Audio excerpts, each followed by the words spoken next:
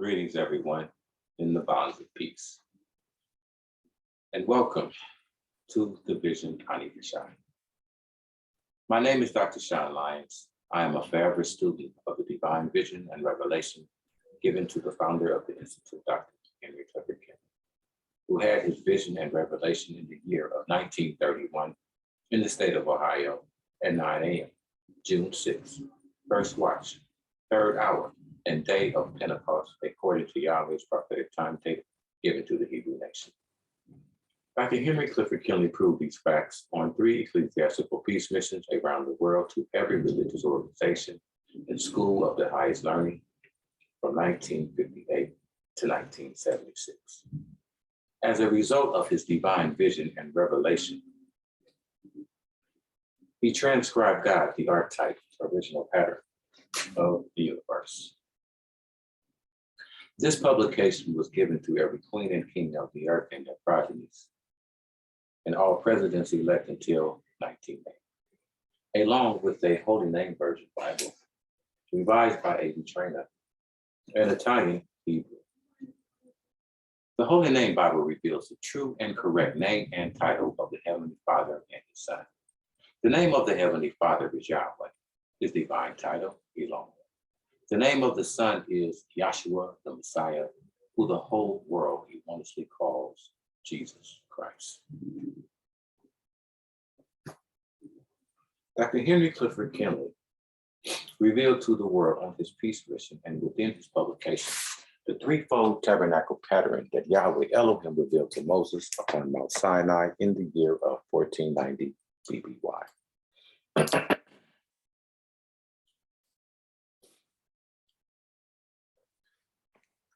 And later commanded Moses to build one exactly like it in the wilderness of Sinai, which was the establishment of the Mosaic law and cardinal orders. Yahweh Elohim had led the children of Israel out of the land of Egypt, instituted the Passover. After 40 years, Yahweh Elohim had commissioned Moses in the audience of the children of Israel to place his hand upon Yahshua, the son of Nun, to give him charge to lead the people into Canaan's land before Moses had entered into Mount Nebo. 33 days later, Eleazar and the sons of Aaron, bearing the ark of the covenant, placed the soles of their feet upon the river Jordan, and it opened up like it unto the Red Sea, to fulfill his promise to Father Abraham that the children of Israel would receive Canaan's land 430 years after the law. Therefore, Yahshua, the son of Nun, commissioned 12 men of valor to retrieve 12 stones from the midst of the river Jordan as a witness unto Israel that Yahweh Elohim had opened up the Red Sea and the river Jordan to fulfill his promise to Father Abraham.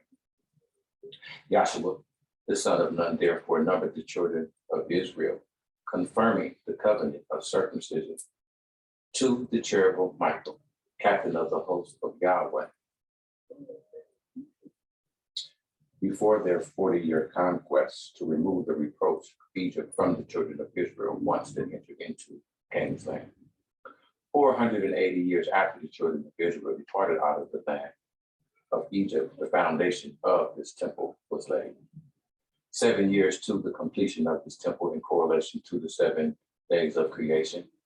In like manner, according to the 3 phenomenal days and a year for a day, it took 3 years to defer, so that all the instruments that was within this tabernacle upon Mount Zion will be placed within the temple of King Solomon upon Mount Moriah. This was a total of a 490-year cycle. The same divine service that was carried out in the wilderness of Sinai pertaining to the Mosaic law was fulfilled within the temple of King Solomon for 33 years, before the invasion and destruction of Jerusalem and this temple by the king of Egypt, King Shishak.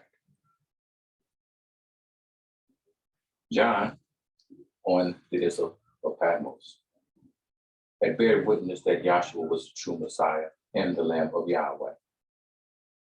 John had bear witness that Yahshua told the Pharisees and scribes of his day to destroy this temple, and in 3 days I will raise it again. But he spoke of the temple of his body. In like manner, John had bear record that when the centurion guard had pierced Yahshua within his side, that forthwith came blood and water. Yahshua therefore offered himself through his eternal spirit one time unto the Father to remove sin in the flesh by the operation of his death, his burial, his resurrection, his ascension, and outpouring of the Holy Spirit that manifested on June 6, 33 AD, whereupon the 120 in the upper room was persecuted for 7 years, preaching that Yahshua was the true Messiah and the fulfillment of the law of Moses.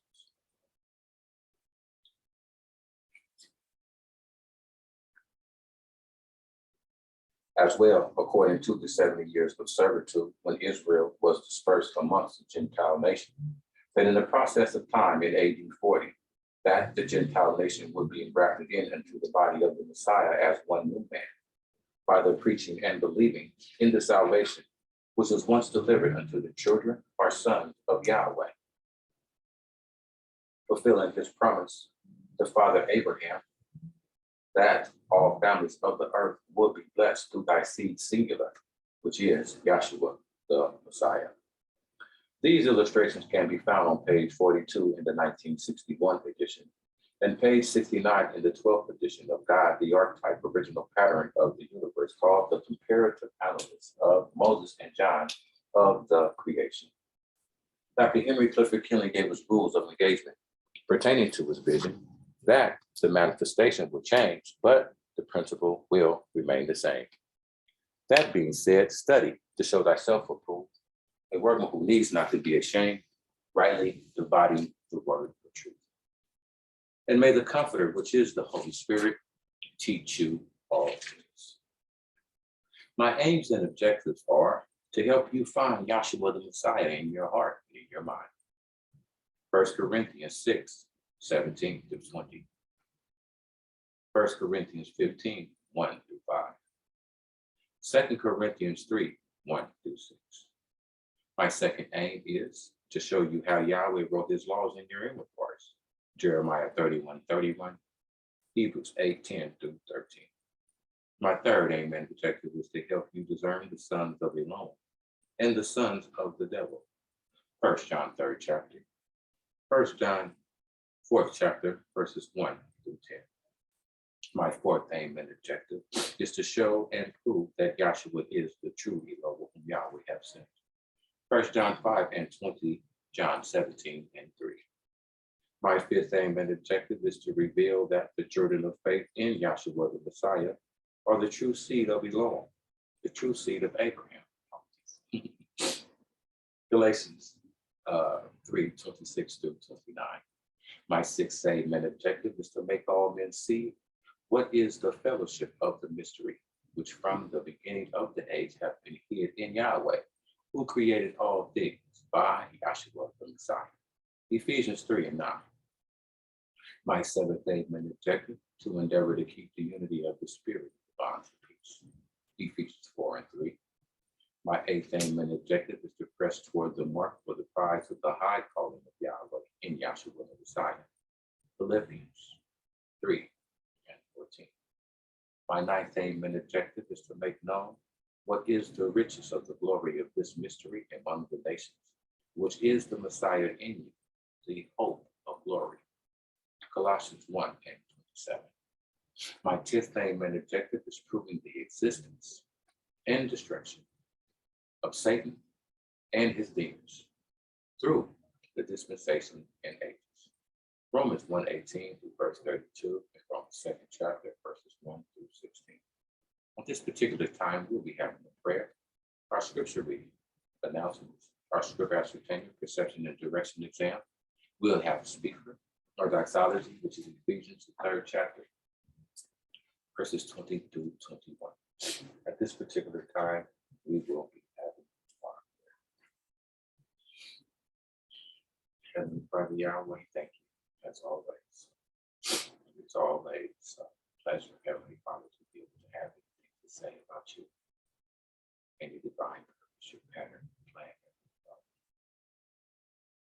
I ask Heavenly Father that you would speak, Heavenly Father, pertaining to the kingdom of the Heavenly Father.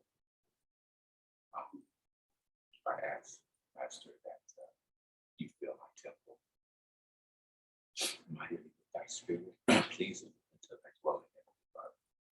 Clean, sanctify my house, Heavenly Father, for your glory.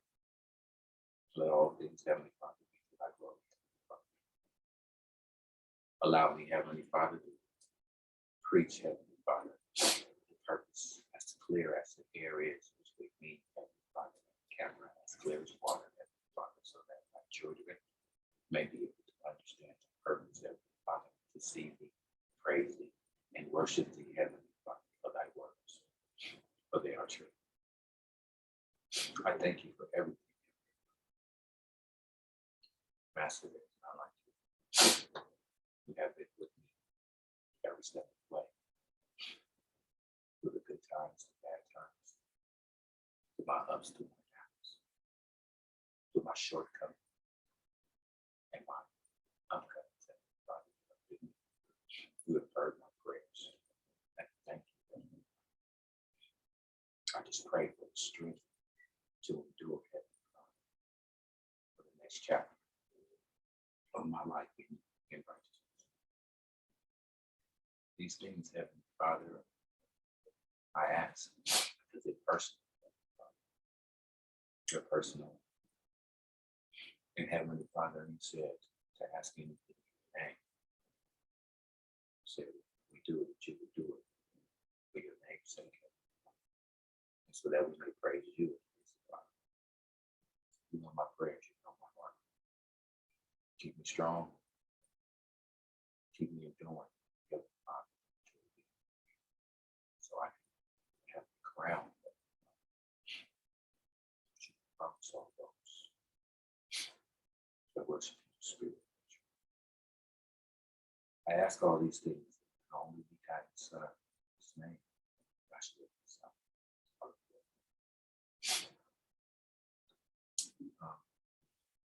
At this particular time, we will be having our scripture lesson, which will be verse book of Peter. Excuse me.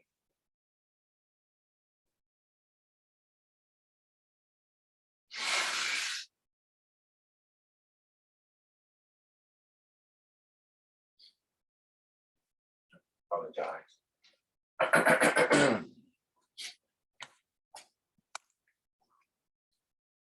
I'll be reading out of the Holy Name Version Bible, critically compared with ancient authorities, revised by David Trainer and Italian Able.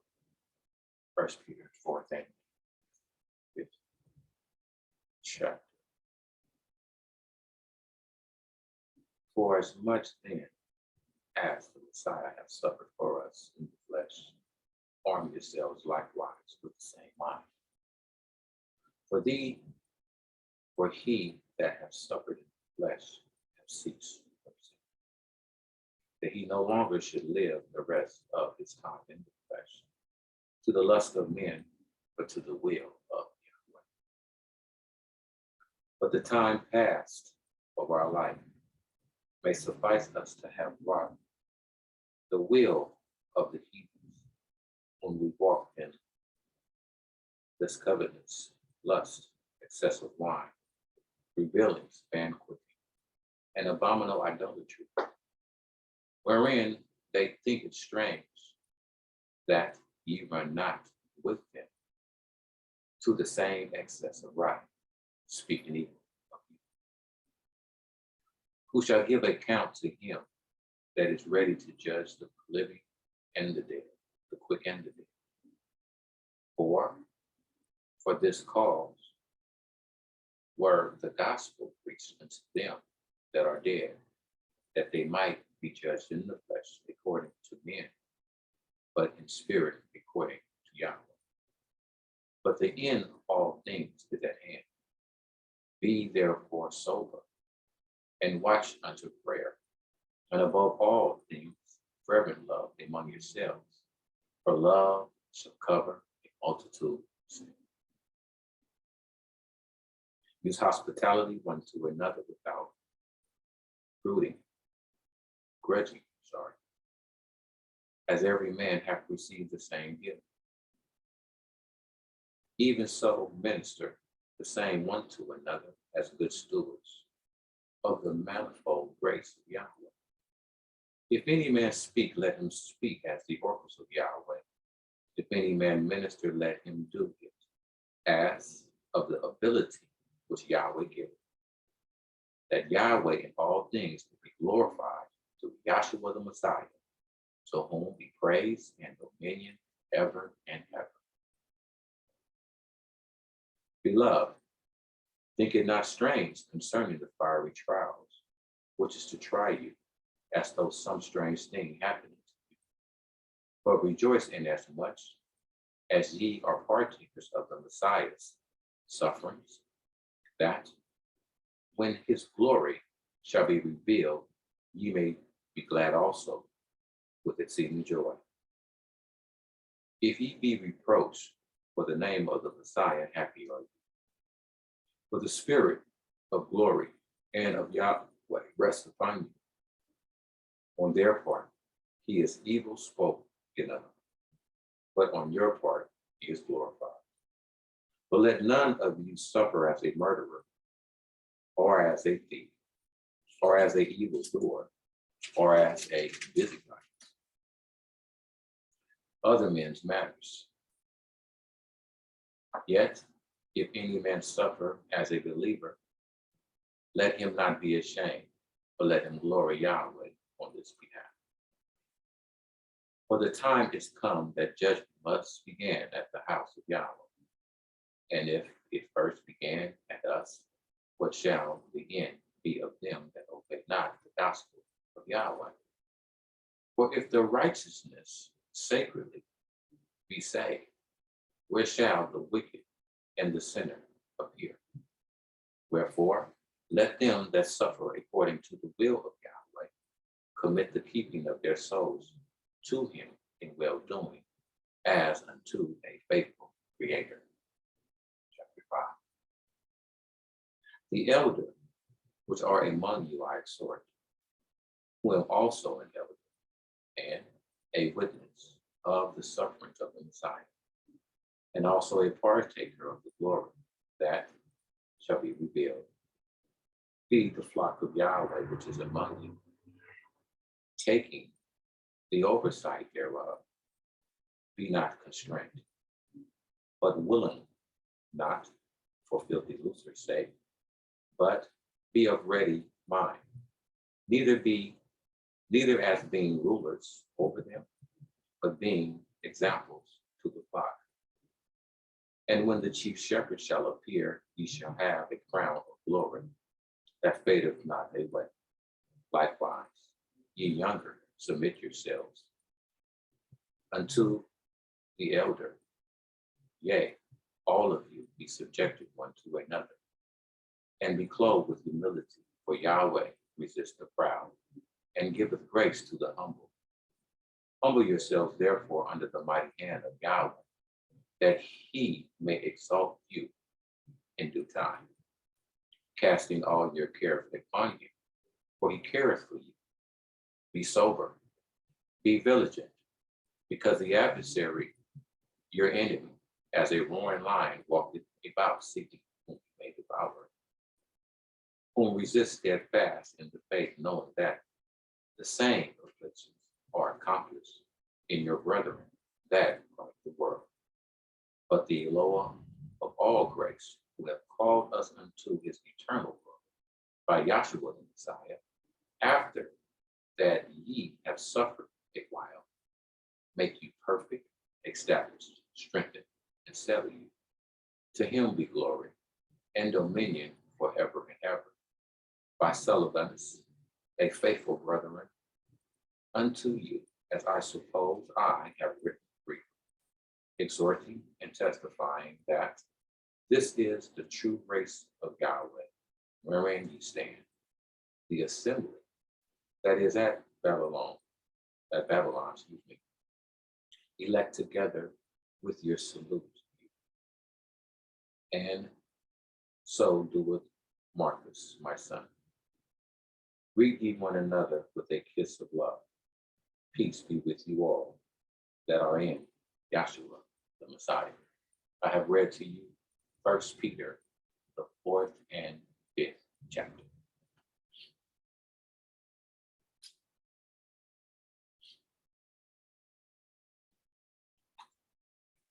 So at this particular time, we'll be having announcements.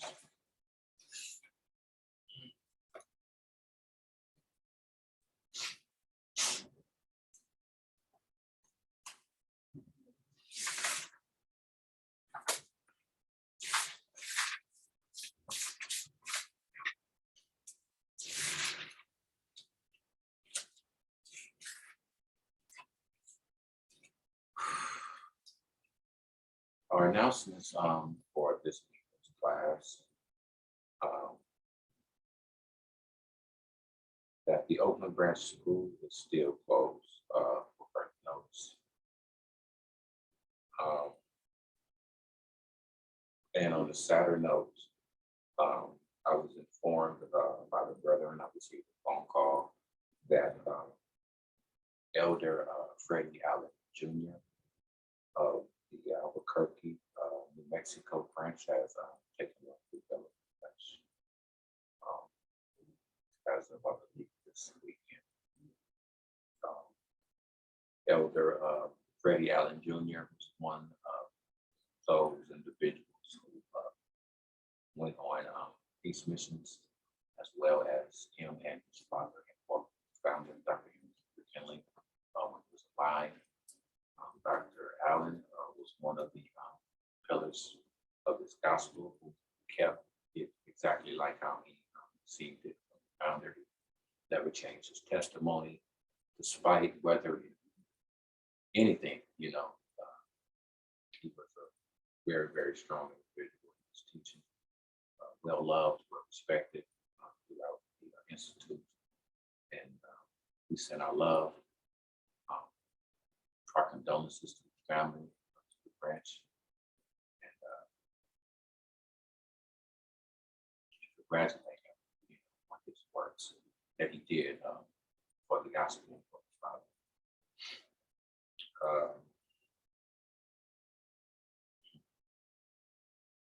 It was a pleasure knowing him. I got a chance to meet him, speak with him, and it was an honor. Moving on,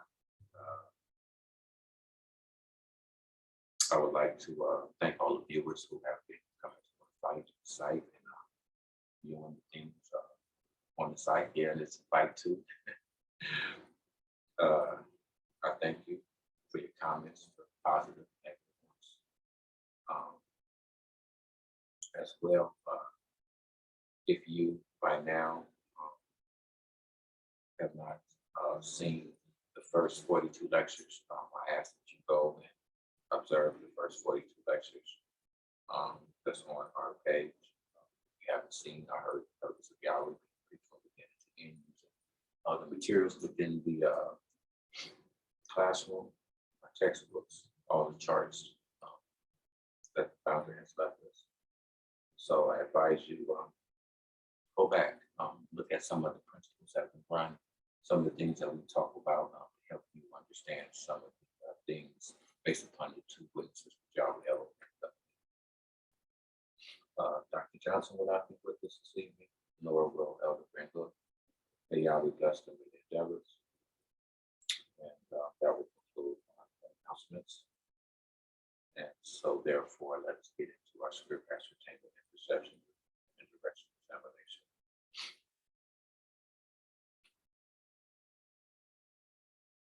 So therefore, it will bring us to our first ecology for this evening's class, which will take us this Monday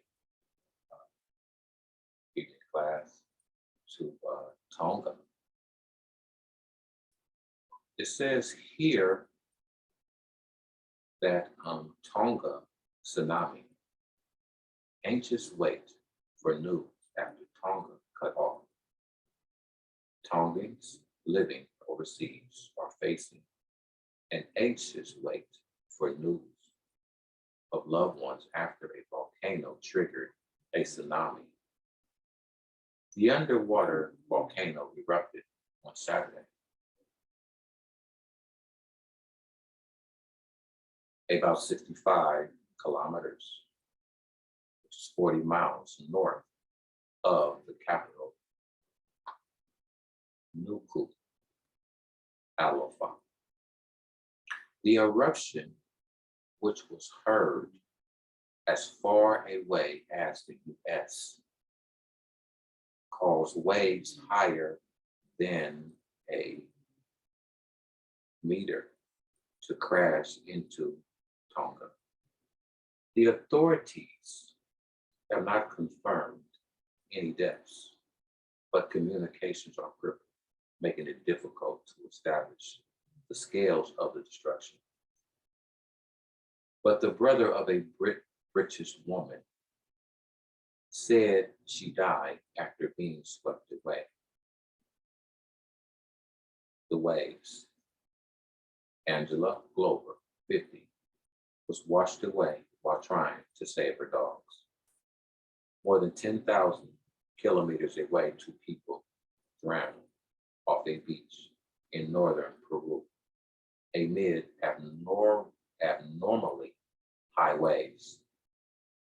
Both New Zealand and Australia sent surveillance flights to find out more, with New Zealand saying there had been significant damage along the western coast of Tonga. Tonga, main island, but the Red Cross gave some cause for hope, saying reports suggest the damages was not as bad as been feared. We believe that from the information that we can put together, that it is not as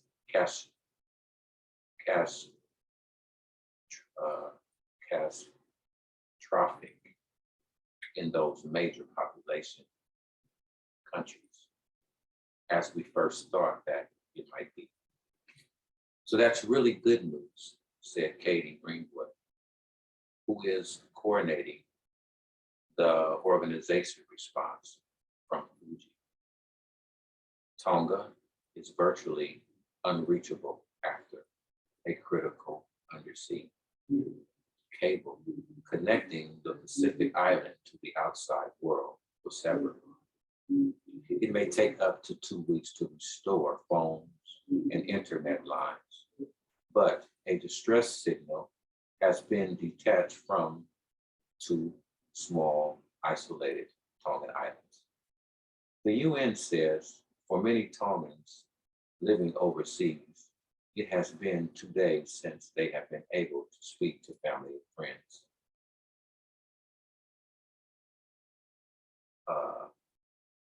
Petalix Tama told the Sydney Morning Herald that the last time she spoke to her family was on Saturday afternoon, and they were fleeing to higher ground. Everyone is calling each other within our Tongan group, wanting to see if everyone has picked up or heard anything. We are just desperate, she said. Saya Adams, a Tongan in Australia, told the BBC she had heard nothing from her family members who live near the water. It's really hard not knowing anything at the moment. We are just waiting like everyone else, she said.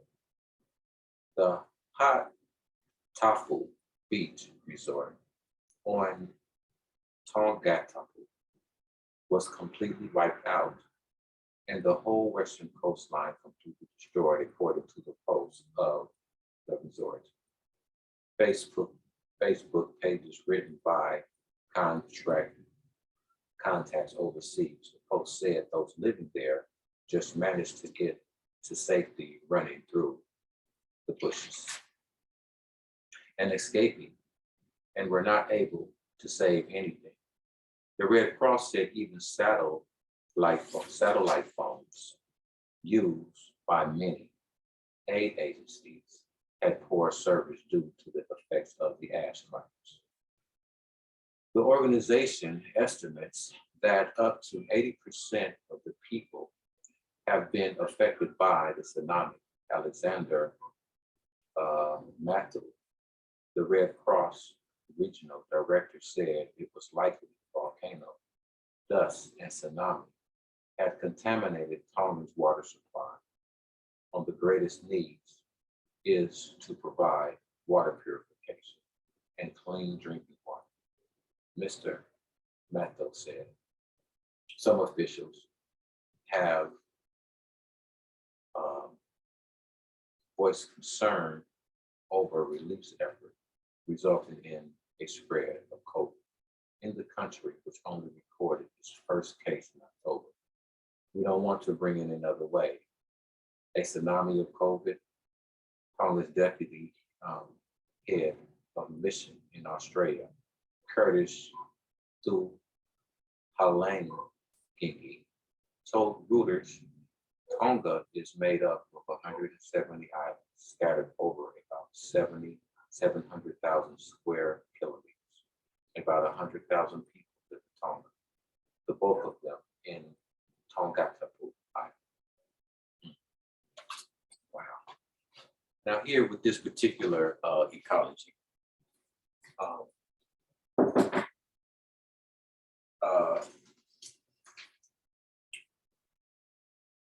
when we come to the divine vision and revelation of our founder, and we look at these particular principles based upon the things that are taking place.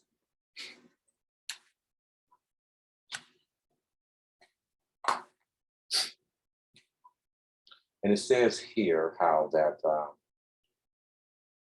Tonga tsunami actually await for the news after Tonga was cut off. Living overseas are facing an anxious wait for news of loved ones after a volcano triggered a tsunami. The underwater volcano erupted on Saturday. Now, when we look at these particular principles, we come to the divine vision and revelation of our founder, Dr. Henry Clifford Kinley, and it tells us based upon the principles of this particular volcano that erupted.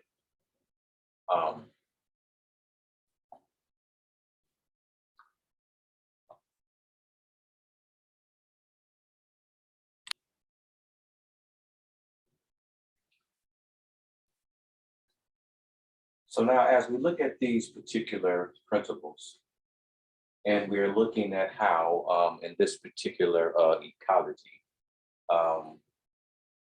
based upon it is talking about how there was an eruption that happened underwater. That brings us right here when we look at these particular principles of how we see how the children of Israel had approached approached to and through the divided waters of the Red Sea.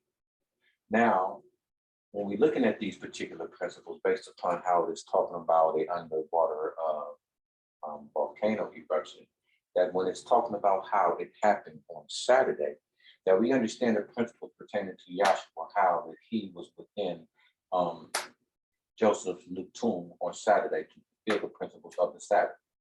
So what happens is based upon how Yahshua is within the heart of the earth, and we're looking at these particular principles, how it says that it was a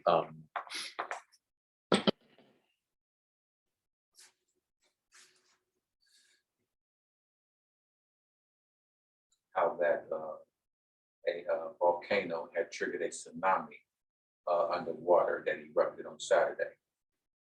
And so, as I said, when we look at the principles based upon how that the waters that heaved up like a tunnel-like effect, and the children of Israel coming to and through the divided waters of the Red Sea, that when we are looking at these particular principles, that we see how everything is leading us back into the principles of the Messiah.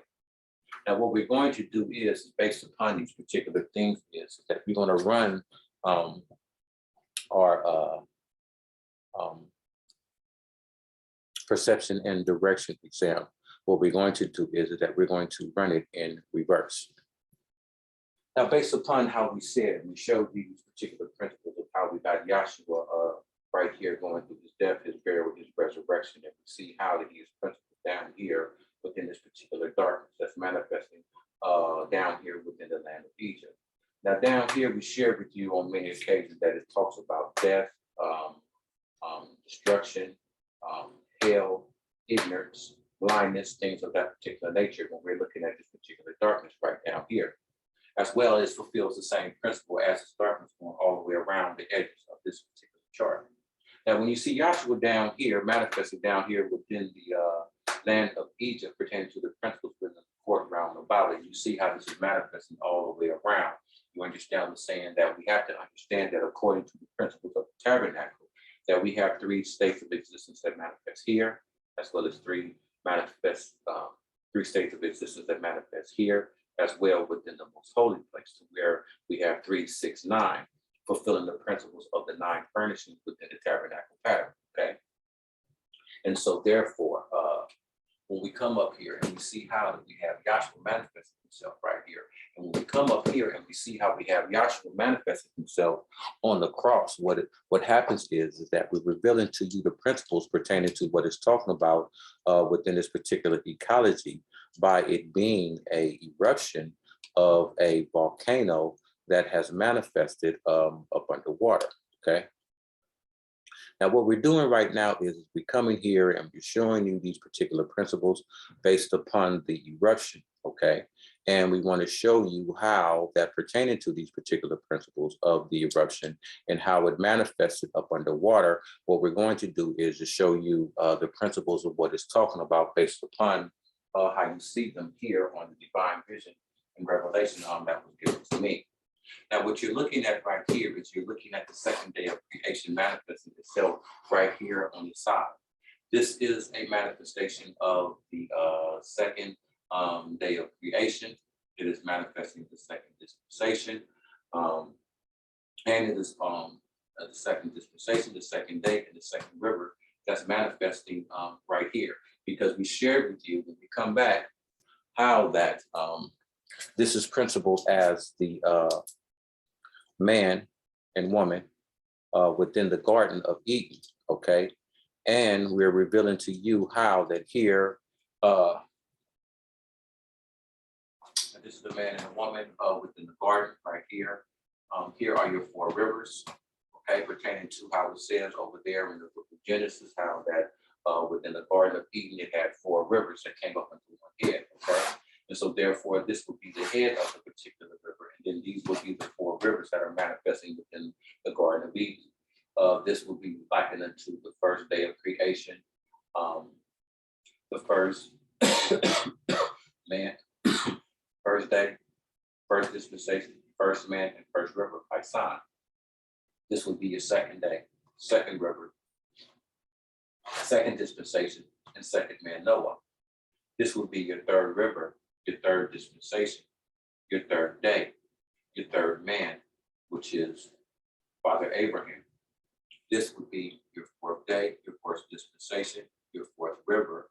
You understand what I'm saying? And the 4th man that it would be to open this particular dispensation would be Moses. And then to end the 4th dispensation would be Yahshua the Messiah.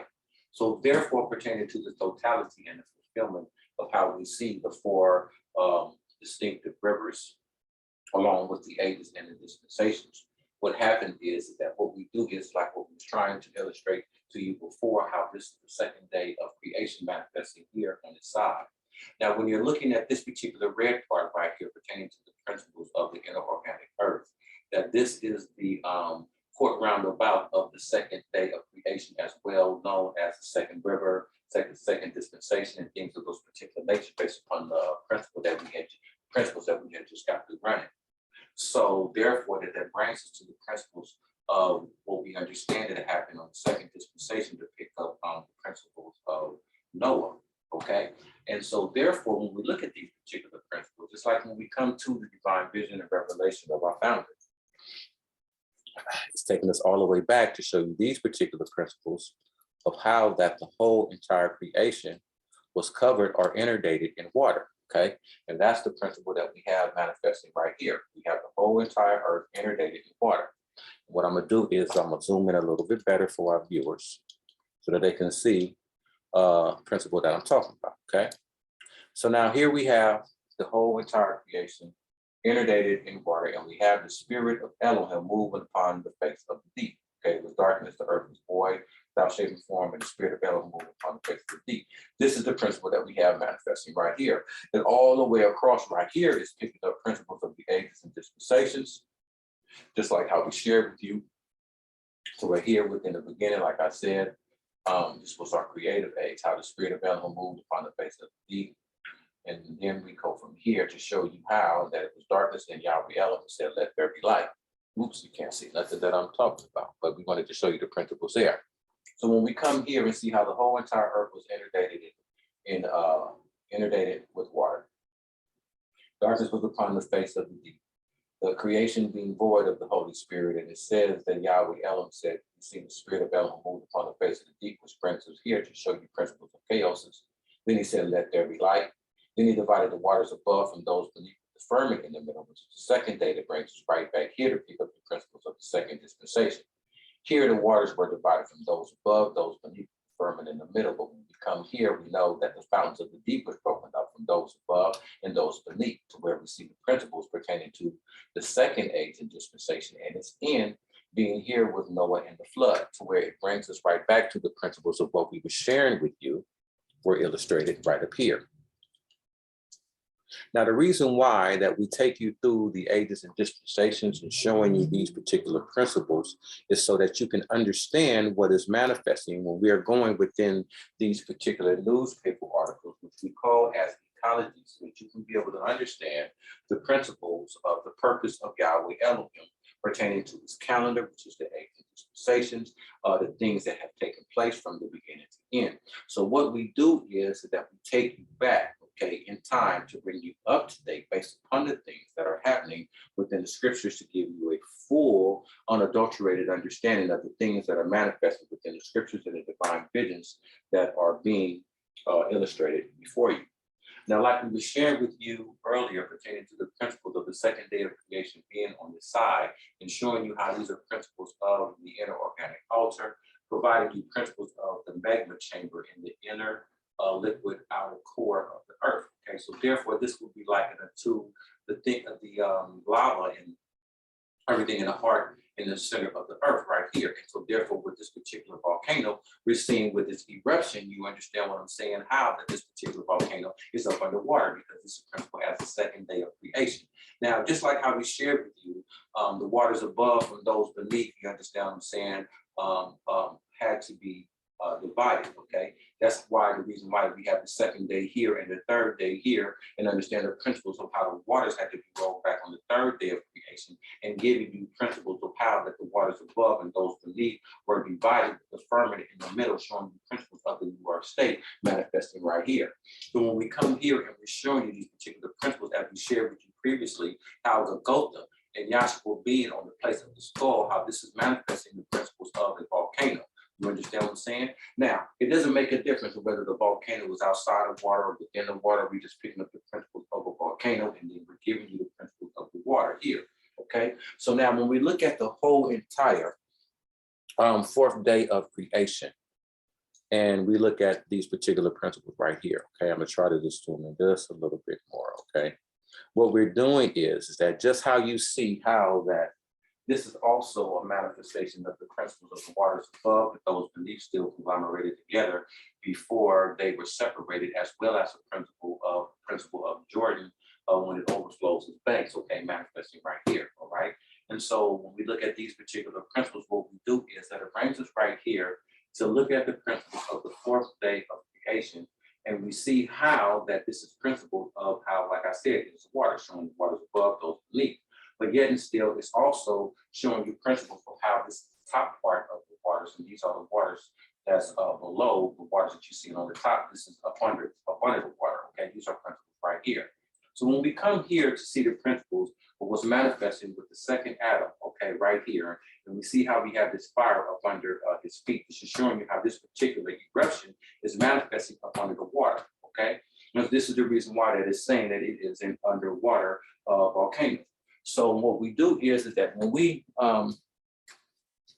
zoom in, okay? We just want to establish these particular principles and show you here, okay, how that this is the principle of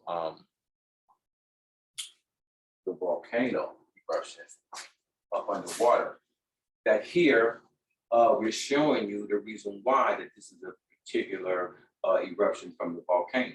Because here we're showing you based upon the principles that happen within the garden, how that here, which is the tree of knowledge of good and of evil, which have been eradicated based upon the principles of the law and the prophets, which we understand to be the battle acts of Yahweh, going according to what the scripture says, what Yahshua said, that every tree that bear not good fruit is hewed down and cast within the fire. And so therefore, this is the principle of what you're seeing. So therefore, right up under the feet of Yahshua, you see how this particular tree is being consumed, and as well as revealing the evil seed from this particular tree, being the malefic individuals who have been turned away from Yahshua the Messiah by the evil malefic doctrine, and then as well as the lies of the world pertaining to the churches that have manifested, that have turned away from the true name of Yahshua the Messiah and use the erroneous name of Jesus Christ. The whole entire world knows the true name of the Hebrews, that the name is Yahweh. He said over there in Exodus, the 3rd chapter, I believe about the 12th to the 15th verse, that this is my name and my memorial unto all generations. So therefore, he gave this name and declaration unto all nations upon the face of the earth. And so therefore, based upon that, when he gave the name, you understand what I'm saying, unto Moses, okay, and the rest of the children of Israel, the whole entire world have received the name of Yahweh Elohim. But since then, based upon the things that we understand, going back to the Sanhedrin Council, things of that particular nature, and what happened with the God people, to where when they see the name of Yahweh, they deny it and say Adonai, okay, based upon the diacritical marks that they use within his name. But coming back here to show you the reason why this particular underwater volcano is manifesting is because here we're showing you principles of how that on the 3rd watch, when Yahweh Elohim was delivering the children of Israel out of the land of Egypt, he was within the waters of the sea, the Red Sea. Okay, and so therefore, when we're looking at these particular principles here of the Red Sea, that you can kind of understand how that up under the earth, you understand it was pertaining to the core or the lava that's manifesting up underneath, all right? So what we do is we come here because we want you to be able to see these particular principles manifest, and you can understand what's taking place simultaneously. So now, as I said, here's the tree being burned. Here's the principle of the children of Israel manifesting as the blood of Yahshua Messiah, or the blood right here coming up pertaining to the 63 generations, okay, of the flesh that the Messiah had to come through, okay? Here's the eye of Yahweh coming in between the children of Israel, manifesting the principle that's the blood of Yahshua Messiah, and the evil seed, you understand what I'm saying, that's manifesting up under the water as Pharaoh and his host pursuing the children of Israel. This is Yahweh revealing himself within the 3rd watch, troubling the host of the Egyptians within the Red Sea, to where they drove heavily before Yahweh Elohim had rolled the waters back and drowned the Egyptians here up under the waters. So here, what we're looking at is based upon after, see, death, burial, and resurrection of Yahshua Messiah, that when his blood is being poured out, okay, like it says that when John said that he seen what the centurion guard do to Yahshua the Messiah, based upon those particular principles, was that he seen him get pierced within the side. And when he got pierced within the side, that out came blood and water, okay? So what we do is that we're showing you these particular principles. We're coming back, okay? We want to show you how that when Yahshua was pierced within the side, okay? Centurion came here, pierced him in the side. They broke this thief's leg, broke this thief's legs, and pierced Yahshua within the side. And out came blood, which is all the red that you see here within the chart, and then water, which is all the blue portion of this particular chart, okay, to show you the principles that are manifesting here within the holy place. Now, when we look at here within the ecology, it says that it was about 65 kilometers, okay? And so what happens is that when we look at the principles of 65, that we come here on the 6th day of creation, and then we look at the principles of what manifests on the 5th day of creation, pertaining to the principles that were manifested on the 5th dispensation, to reveal to you how that within the man that Yahweh created on the 6th day, that he put his spirit within his heart and within his mind, okay? And so therefore, here we're showing you that how Moses is eradicating this out of the chest cavity of the man and revealing it openly. You understand what I'm saying? Is also a representation of how that the spirit of Yahshua the Messiah had filled the whole entire earth. You understand what I'm saying? And to reveal that to you, how this was the manifestation from the beginning, okay? To show you how that within the end, after the death, the burial, the resurrection, and the ascension of Yahshua the Messiah, and the outpouring of his Holy Spirit on June 6, 33 AD, and then 7 years after, how it manifested on AD 40 to the Gentile nations, okay? I'm showing you the same principles of how Yahshua had fulfilled and filled the whole earth. So now when we come here back, as like I said, pertaining to the principles of the second day, the second dispensation, how we're showing you how everything has been covered or inundated in water. Now here, when we're seeing the evil seed being consumed, okay, up under water, as well as we're seeing the wrath of Yahweh based upon the blood after he had fulfilled everything pertaining to the law and prophets, okay, based upon these two faithful witnesses and these two faithful witnesses right here, okay, picking up the principles of the two archangels upon the Ark of the Covenant, that and when we come here to see how, as I said, that Yahshua has fulfilled all those things pertaining to the law, I almost lost my train of thought. It'll come back to me. That when we're looking at the second dispensation and showing you how that the whole entire creation was inundated in water before the division of the waters above and those beneath, showing you how they had the firmament and then the waters below. Now, that being said, is to show you how that before this volcano erupted, how it was covered in water. Yahshua being the fourth dispensation, showing you these particular things. We're showing you how that when he consumed all of those pertaining to the principle that happened with Pharaoh and a host. We're going all the way back from that particular time, because right here, okay, and the significance of that, when we're showing you how Pharaoh and his host was being consumed, okay, up under water. And then as well of us taking you back and showing you how this was the tree of knowledge of good and of evil. What this is doing is fulfilling the principles of what it was talking about based upon how we go over there to Romans 5 and 12 or 5 and 14, how the scripture says that death had reigned from Moses to Adam. You understand what I'm saying? So what you are looking at when we're looking at these particular principles, talking about what happened within the Red Sea, and then taking you all the way back to the garden and showing you how that this tree was hewed down and cast within the fire to show you how that the end had manifested. The whole in creation had caught on fire after the death, burial, resurrection of Yahshua the Messiah. Now, this was the spiritual reflex or the spirituality of what took place after Yahshua had fulfilled the things pertaining to the law and the prophets. Okay, and so when we're looking at these particular principles and the flames are rolling up from up underneath, and you're seeing how this particular volcano is erupted, is showing you how that this is the end of all of those particular things that happened in the beginning all the way into the end, to show you how Yahshua had fulfilled all those things pertaining to the time that had manifested throughout the ages and dispensation, from the creative age all the way to the end of the fourth dispensation, which was the end of the third age, which is the post-diluvian age. Okay, so that is the fulfillment of all these particular things. We wanted to go over to show you all these particular principles to lead you up so that you can understand based upon when it was talking about this particular eruption that had happened up under the water. We wanted to show you pertaining to the ages and times within the ages and dispensations to show you why, how it's leading up to Yahshua, and how Yahshua is a particular volcano and his eruption to show his particular glory within the whole entire creation. Because we know that when the man was within the garden, it didn't rain at this particular time. It says that a mist and a steam had came up from up under the ground, and it had watered the whole entire garden, okay? So therefore, that brings us right back here.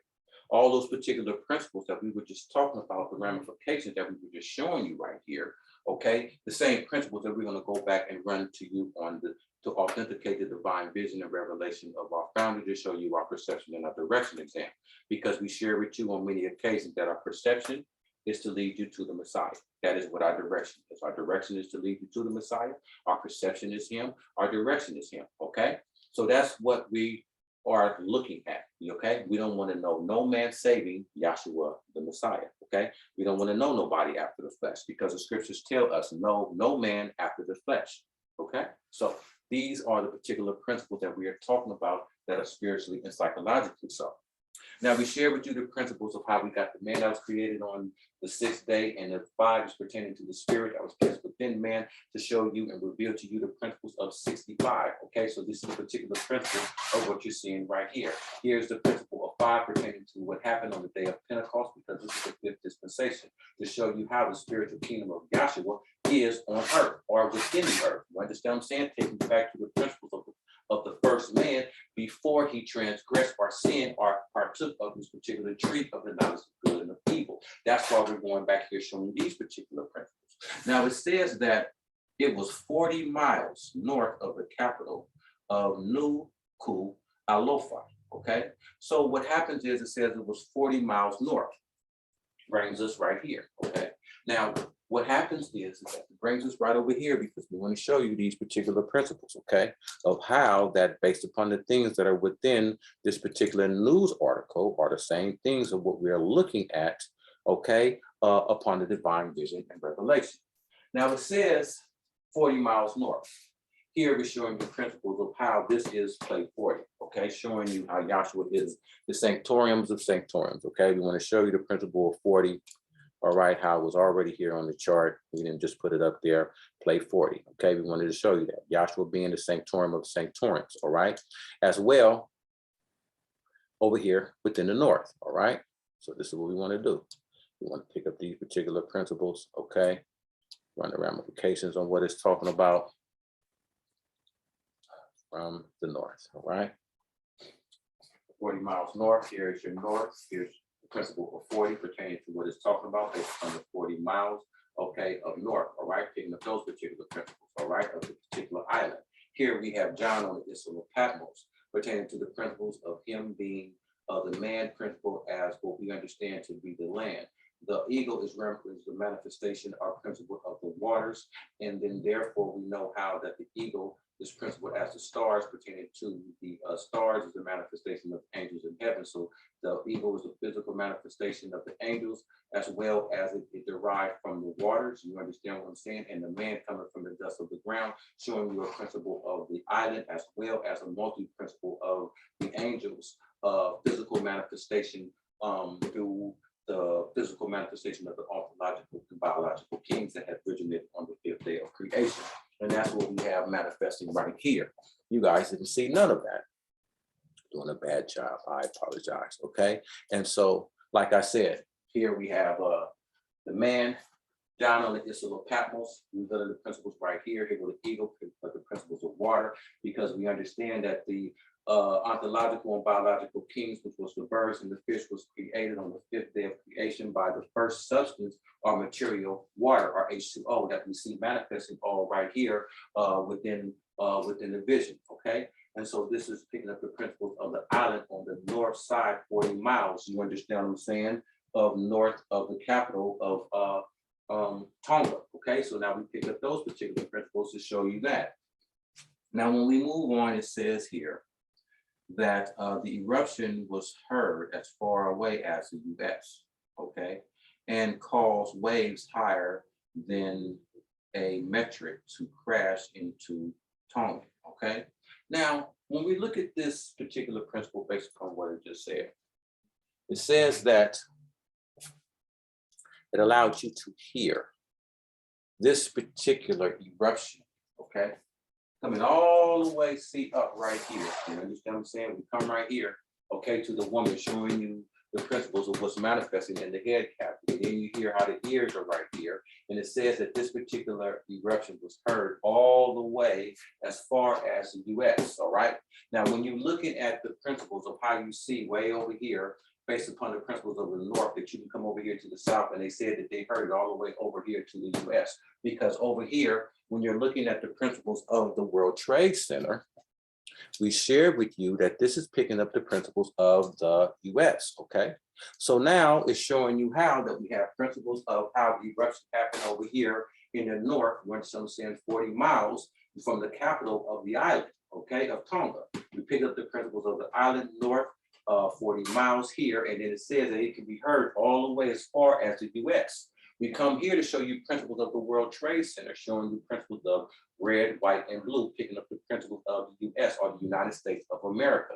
This is the coloration of the American flag and principles at the World Trade Center and the things that happened on 9, okay, 11, okay? These are the particular principles that happened on 9/11. So this is how we have the US here, and it says that this eruption that happened over here, showing you how that this is the whole entire eruption that happened from underwater. Here's the water. This is showing you the principle of the eruption manifested up under the water. You understand what I'm saying? And coming all the way up out of the water. This is principle to show you how this volcano was up underwater and the eruption happened up underwater and all the ash and the cylinders, okay, manifesting right up here, which is principles as the sons of David, okay, and the crown of many crowns pertaining to the principle right up here. And Yahshua being glorified based upon these particular principles within this particular eruption.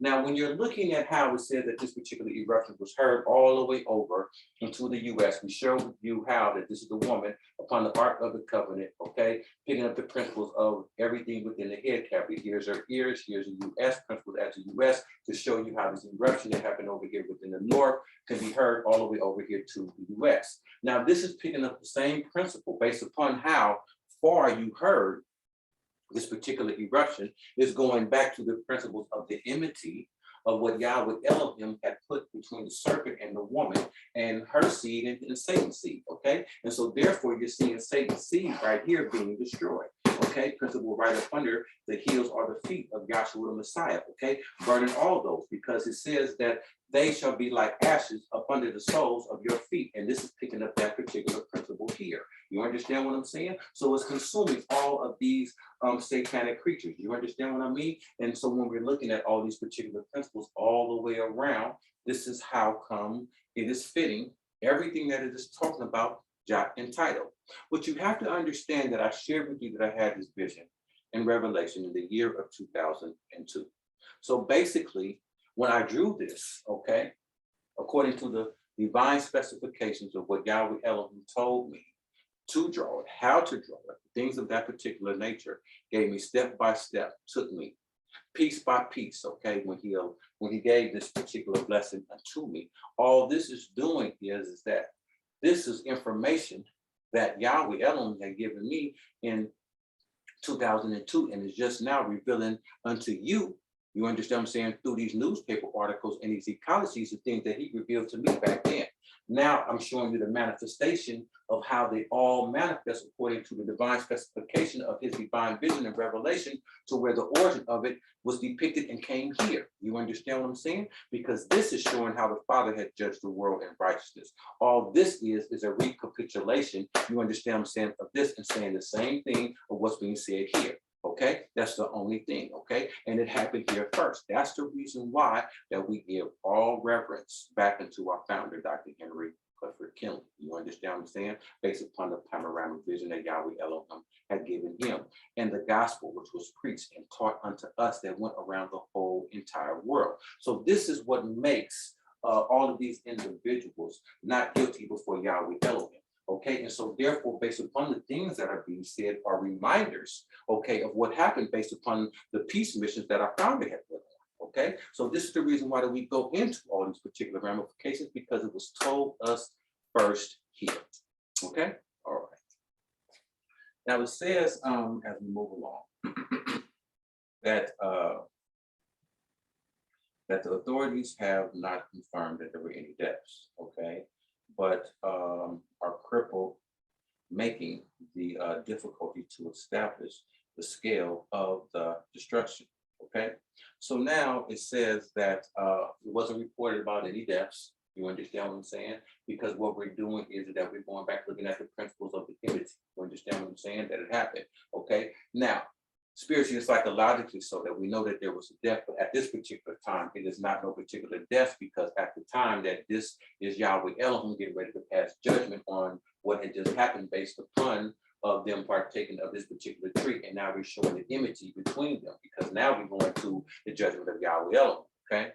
Now it says here how that, it says, but the brother of a righteous woman said she died. Okay. So here we pick up the man, okay, because we understand that in the beginning, that when the man was created and when the woman was taken up out of the man, that this was his sister, okay? This was his sister and his wife. Now, Yahweh Elohim had revealed those particular principles to us with Father Abraham and Sarah, okay? And this is the reason why we got Sarah right here, okay? Because in actuality, this is the principle of Abraham and Sarah, okay, picking up the man and the woman, okay, throughout the ages and the dispensations. So when we're looking at the man of Elohim, we come here. When we're looking at the woman of Elohim, we come here, because this can manifest, like I said, the principles of the righteous man and the righteous woman. That when we come here, we're showing you principles of how that the woman, okay, could either be righteous or unrighteous, but yet it's still showing you principles of how she's fair, how look well. You understand what I'm saying? The same principles manifest with the man based upon the color synchronization, okay, within the chart. It says here that a British man, a brother of a British woman, all right? Now, it says this is the brother and this is the British woman, okay? Said how that she was swept away, okay? That she was swept away, all right? So we come here, and the reason why we're looking at these particular principles to show you how that the woman was swept away is because what we do is that when we come here to the divine vision and revelation of our founder, okay, is that we have to come back to the garden to show you that the woman here was the first one to partake of the tree of the knowledge of good and of evil. When we come here, okay, this is the reason why that it says within the scriptures that Adam was not in the transgression, but the woman. You understand what I'm saying? And the woman was within the transgression, okay? And so that's, we go pick that up over there, I believe, maybe the 1st or 2nd Timothy, 2nd chapter, maybe around the 13th, 14th verse, okay, to show you how the man was not in the transgression, but the woman.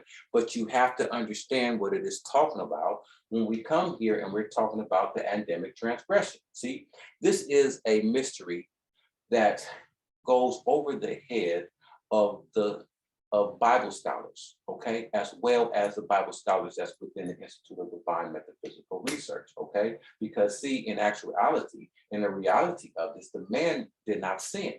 But we have to understand, well, why do they call it the Adamic transgression? Adamic transgression. We see how Yahweh Elohim had formed a man out of the dust of the ground and called his name Adam. Yes, this is very true.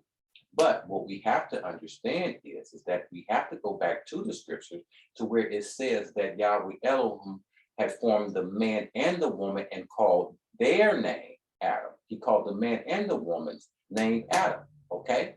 Just like how when you get married, the woman's being married unto the man, she loses her maiden name and she becomes Mrs. Adams. You understand what I'm saying? So therefore, this is a feminine and masculine manifestation of Adam, because Yahweh said he called their name Adam. And then we have over there how that a man shall leave his mother and father, be joined unto his wife, and become one flesh. Okay, so Yahweh Elohim had already set up the rules. A man and woman is joined together and they are one flesh. So when it comes here to show you the Adamic transgression, and then we go on the other side of the book to share with you how that Adam was not in the transgression, but the woman, we have to understand he called their name Adam. Okay, this is scripture. And these are the things that our founder has shared with us. This is the things that our founder had taught us to go into the scriptures to be able to break it down. And he says, keep it simple, stupid. That was the kiss that we was talking about, okay? Pertaining to the definition of a bus. You understand what I'm saying? And we have went there on many of occasions. So when we talk about a bus, you look around and says, I didn't see no bus, or I missed the bus. You understand? And if you missed the bus, you missed the boat, then you did. But we have to take you back to show you these particular principles, okay? Just like our founder has shared with us based upon the principles of the phenomenal day. He said the evening and the morning is principles that manifest within the day. So when we go to Yahshua, when he was on the cross and it turned dark from the 6th to the 9th hour, that is a representation of 2 days within one. So these are the esoteric secrets that we learned from our founder, Dr. Henry McKinley. And all we're doing is bringing them all the way down for you to be able to see the things that we see and to be able to enjoy the scriptures based upon how they're being unfolded in its true sense of reality, based upon using the true authenticated language of Hebrew, or the spiritual language of the spirituality of what Yahweh Elohim is talking about. And it says, it's not good to speak in tongues and not have an interpreter. So therefore, I'm giving you the interpretation of the tongues of which was spoken based upon how it says that this is the Adam transgression, okay?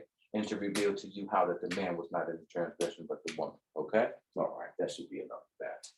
All right. It says here that her name was Angela Glover, 50, was washed away while trying to save her dogs. All right. So now we share with you based upon the transgression, and it says how she was swept away. That based upon when we look at these particular principles and we see how that the woman had deceived, how Satan deceived the woman, how she was swept away based upon this particular language of this man whispering, okay, within the ear of this man's wife, okay? So now we see how she was swept away here, allowed her to be able to transgress, gave to her husband, and he did eat, which was the expulsion of them coming up out of the garden, okay? So this is the principles of how it says that she was swept away. So what happens is that we come back here to the vision that's being revealed. We share with you based upon these particular principles, which brings us over to the prophecy over here in Revelations based upon what John has spoken, okay? Now, when a woman says over here that the woman was swept away, all right, by the waters, all right, we understand the principles of the four rivers, okay, that was within the Garden of Eden, all right? We showed you principles based upon on the Father's vision on why the woman was swept away. What we do is now we have to come back to Revelations and go to the prophecy based upon what was revealed to John on the Isle of Patmos, okay? Now he says that John is given a description when he is over here, and he talks about it over there, I believe, possibly in the 21st chapter of Revelations, as well as the 22nd chapter of Revelations, of how he was given a distinction of those who would inherit the kingdom of heaven and those who would not inherit the kingdom of heaven. So therefore he said that all cowards, murderers, backbiters, and then he even goes to say that all dogs shall have their part within the lake of fire. You understand what I'm saying? Because he says that dogs will not inherit the kingdom of heaven. So therefore, based upon this woman being swept away because she went to go save her dogs, okay, and her dogs died, it is showing you principles of going all the way back of how that this harlot, you understand what I'm saying? See, would not inherit the kingdom of heaven. You understand what I'm saying? Nor will any dogs inherit the kingdom. You understand what I'm saying? Because it says how she was being swept away, going back to try to save her dogs. Now, when we look at these particular principles of Miss Glover, talking about how she was 50 and she was swept away because she was trying to save her dogs, it brings us right back here, okay, to the prophecy of what John is talking about. And as well, when we're looking at the principles of Mrs. Angela Glover, it's taking us back to the principles of Alpha Draconis, okay, which had manifested over here when we shared with you pertaining to the principles over here.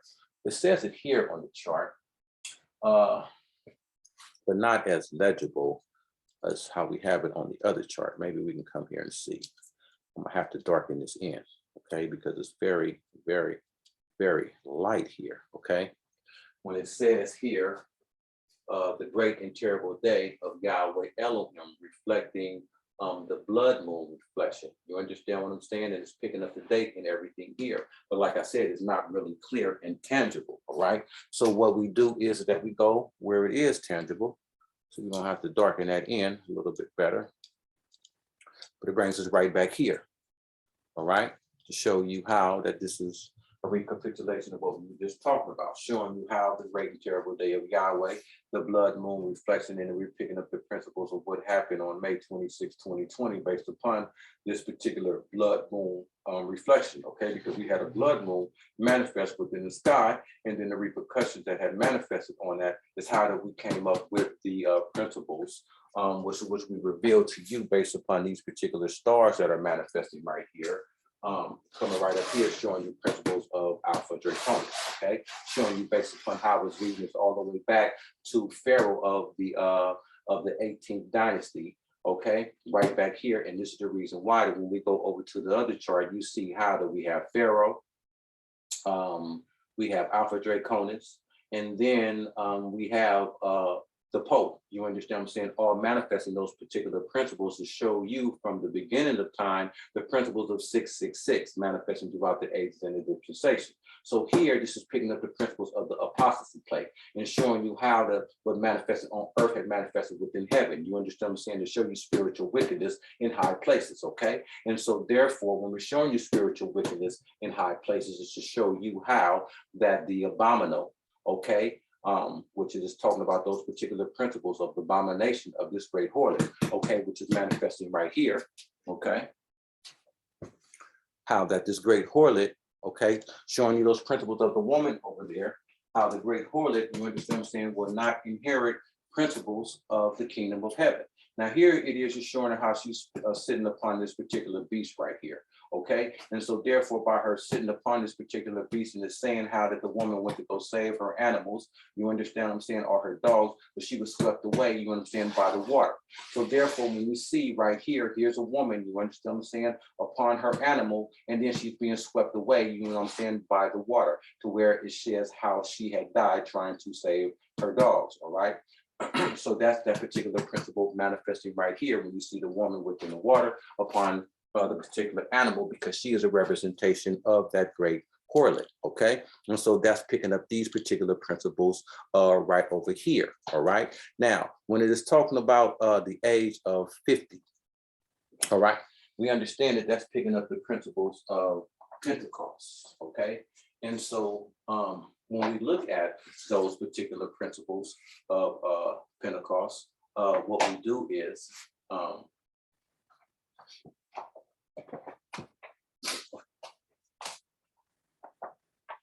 yeah, okay, going back, showing you the principles of 50, okay. Now, when we go back and we're looking at these particular principles, all right, says how she was 50 years old, she went to go save her particular dogs. Now it goes back to where 50 was a manifestation of Pentecost, and we shared with you how that flesh and blood, dogs and things like that will not inherit the kingdom, to where one that have received the spirit of Yahweh Elohim is within the kingdom of is their son or Yahshua the Messiah, picking up the age and showing you a separation of those, you know what I'm saying, who are within the kingdom and those who are not.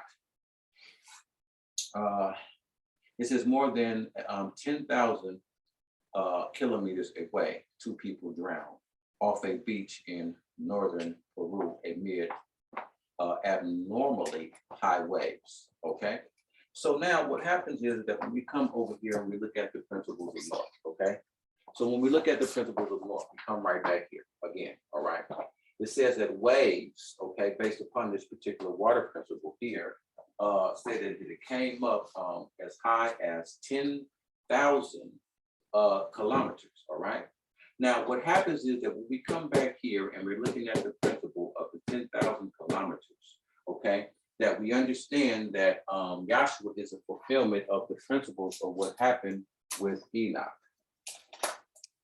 Because the same thing that happened with Enoch were the things that happened with Yahshua. So when we come here and we see how that we have Enoch manifested himself right here, right before the great deluge, all right? Showing you how that right before this particular volcano that's getting ready to erupt within the water, that we have Enoch preaching before the flood, okay? So this is these particular principles right here. Now, one thing that Enoch said, that he said that Yahshua shall come with 10,000 of his sons, or 10,000 of his particular saints, okay?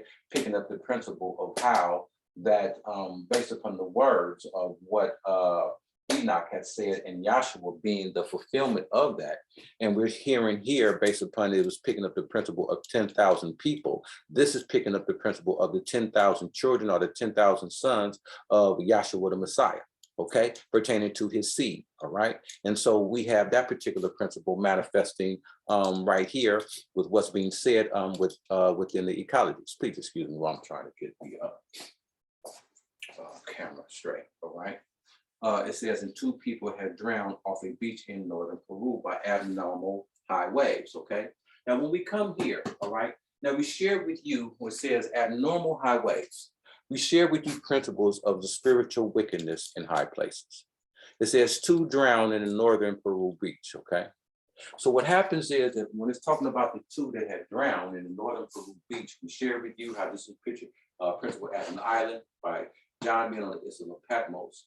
And so therefore we share with you based upon the principles of Mrs. Glover, okay, and the principle of 50 dying right out here. And we come right here because she's picking up the principles of, like I said, the woman being swept away. And so therefore she's manifesting principles right out here within the court roundabout. Now, when it's talking about those particular 2 that were drowned, we come here, okay, to the stony heart plate, and the individual that you see over St. Peter's, and then the person that's over Vatican are the 2 individuals, you understand what I'm saying, who drowned, okay, based upon the big wave that came up. Because we shared with you that this is principles of Pharaoh and his host being choked out within the Red Sea. So therefore, all of this is principle of being inundated, you understand what I'm saying, within water.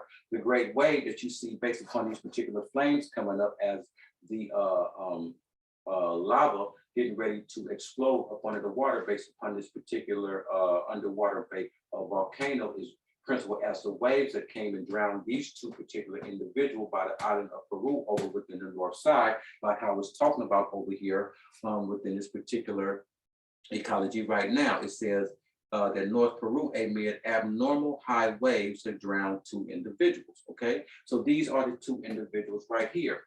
Picking up the 2 witnesses of Satan or Alpha Draconis as Jannes and Jambres, okay? So therefore, those 2 particular witnesses, you understand what I'm saying, of Jannes and Jambres have did what? They drowned, okay? And that's what it's talking about, because that's why when we're looking at those principles that's manifesting over there in the north, Satan says that I'll rise above all the stars of the north.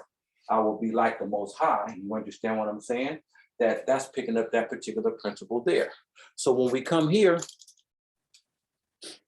we're going to show you these particular same principles that we come here and we show you the same particular principles manifesting right here. Here's the 2 that it was talking about that had drowned, okay, with extremely high waves. We come right here because we're showing you the principles of Jannes and Jambres, how they threw their 2 rods down, okay, before Pharaoh, all right? It says sons of Elohim eclipsed by the moon. So therefore, these 2 individuals was trying to eclipse Moses, okay? And so that's what it's talking about right here, how they was trying to eclipse him. And they were drowned by a big wave, okay? So this is the principle showing you this right here, okay? We wanted to come back and pick up the principles on the divine vision of Dr. Burbank Mitchell, all right? To show you those particular principles as well.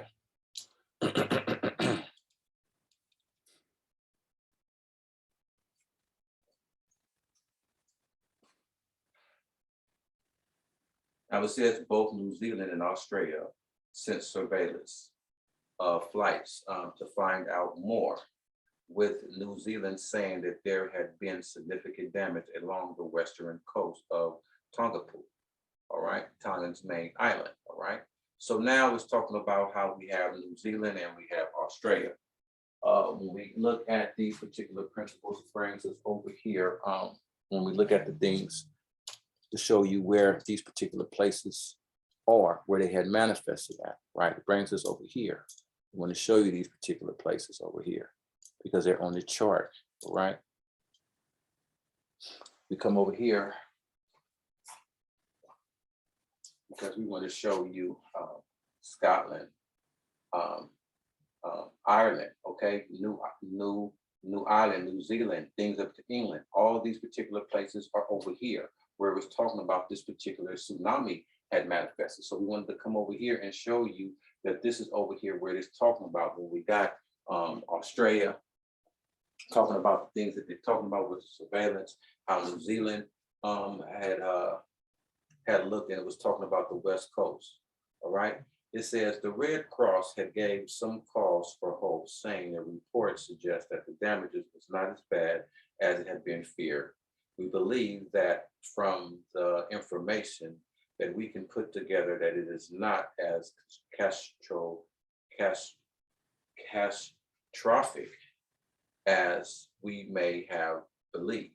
So they're saying that it was not as bad as they thought. It says we first thought that it might have been bad, but it's some good news. Said Katie Greenwood. All right. So who is the coordinator, the organizer response from Fuji? It says Tonga's virtually unreachable after critical undersea cables connected the Pacific Islands to the outside world were severed. Okay. So now we see lines, ties, and everything of this particular satanic creature, his ties and his communications were being severed. Now we shared with you how that based upon what our founder had told us, I believe it was, you know what, I don't want to guess because I don't want to get his name wrong. But it was the Pope based upon the Pope who our founder had prophesied, said that he wouldn't see another Pentecost. And the time before he had took off the veil of the flesh, that he said that he was the one that gave Gabriel charge over all communications. You understand what I'm saying? Our founder had came back and told us that was a lie straight from Satan. How can a man give an angel charge, you understand what I'm saying, over all the physical communications of the whole entire world? Okay, because it said that Pope had said he gave Gabriel charge over all communications. So based upon the communications that the so-called Vicar, son of God, or Philly D, said that he gave unto Gabriel over all communications, that this particular line was severed, okay, that happened up under the water. Here, when we show you this particular line here, that's severing the angelic from the physical, and this is this particular line, that this is that line that's manifesting up under the particular water or within this darkness that was severed to where they don't have any communication. Going back to the same principles of what we was talking about the enmity, you understand what I'm saying, that Yahweh Elohim put between Satan and the woman, okay? And this is the distance that you see, or the enmity, to where it's showing a severance of communication, okay? Now, as we move along, it says that, and then it says how everything was not as bad as what we really thought it to be once all the smoke cleared. You understand what I'm saying? Based upon the eruption and the tsunami of this particular volcanic eruption. It says that it may take up to 2 weeks to restore phones and internet lines, but a distress signal has been detected from 2 small isolated Tongan islands, okay? So now it's taking us back to 2 small detections of signals, okay? So now what happens is, it says 2 small isolated Tongan islands, okay? Now it's going back because it's talking about 2 small isolated islands, all right? Now what we did was we gave you a principle of how we have John here on the Ishi of Patmos picking up these fundamental principles here, okay? So now it's talking about how that they had got 2 small signals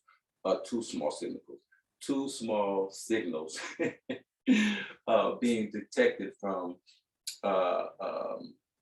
isolated from Tongan Islands, okay? So what we can do is we can look at that 2 ways, all right? When it's talking about 2 small islands, okay?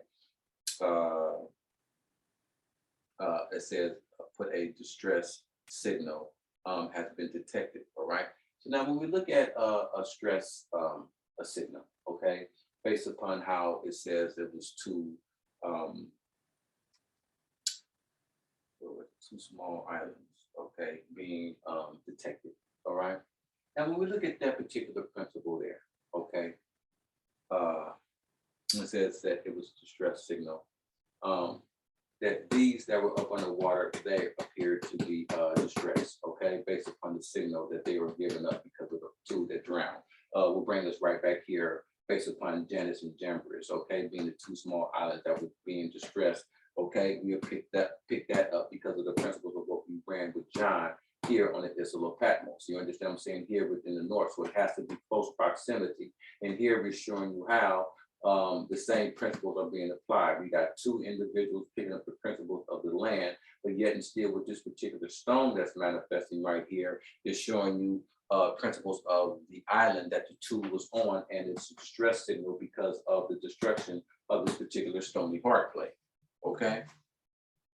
It says here that that for many Tongans living overseas, it has been 2 days since they have been able to speak to family and friends, since they had been,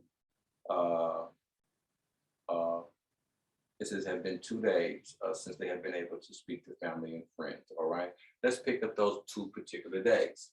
Now, when we're looking at these 2 particular days, all right, we understand that Yahshua died on a Friday, okay?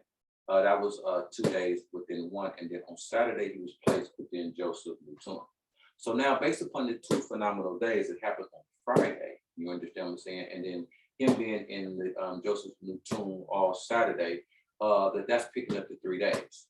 But what we're doing is, because this is Friday and it's a Saturday, we was gonna do it chronologically and say that these are the 2 days, because this is putting us for Yahshua manifested himself right within Joseph's new tomb all Saturday.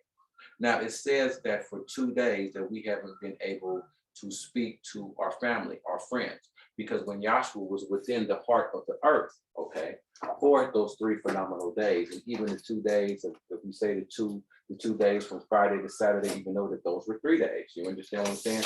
Yahshua did not speak to nobody, nor did he breathe, nor did he eat, because he was fulfilling all the principles of the Sabbath by him being within the grave on Saturday when this particular volcano and tsunami had manifested. Okay, so just how the people said that they haven't spoke to their loved ones or family and friends within 2 days, neither did Yahshua speak to anybody on Friday or Saturday when he was within the heart of the earth. You understand what I'm saying? It's an impossibility, but we're showing you how that the creation is testifying of the things that happen with the creator. I told you that the creation is going to testify of its creator. It can't do nothing but that. We're showing you how this is his story. Okay, that's why our perception and our direction exam is to lead you to the Messiah, so that you can see everything that he came in to fulfill is continuously perpetuating throughout his whole entire creation. Okay, all right. So now as we move along and we go,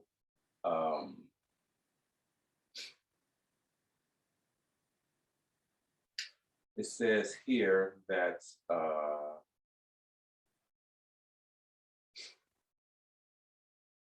the last time that she had spoke to her family was on Saturday afternoon. They were fleeing to higher ground. Okay, everyone is calling each other within our Tongan groups, waiting to see if anyone has picked up or heard anything. We are just desperate, she said. Okay. Now here, this was Mrs. Tuima.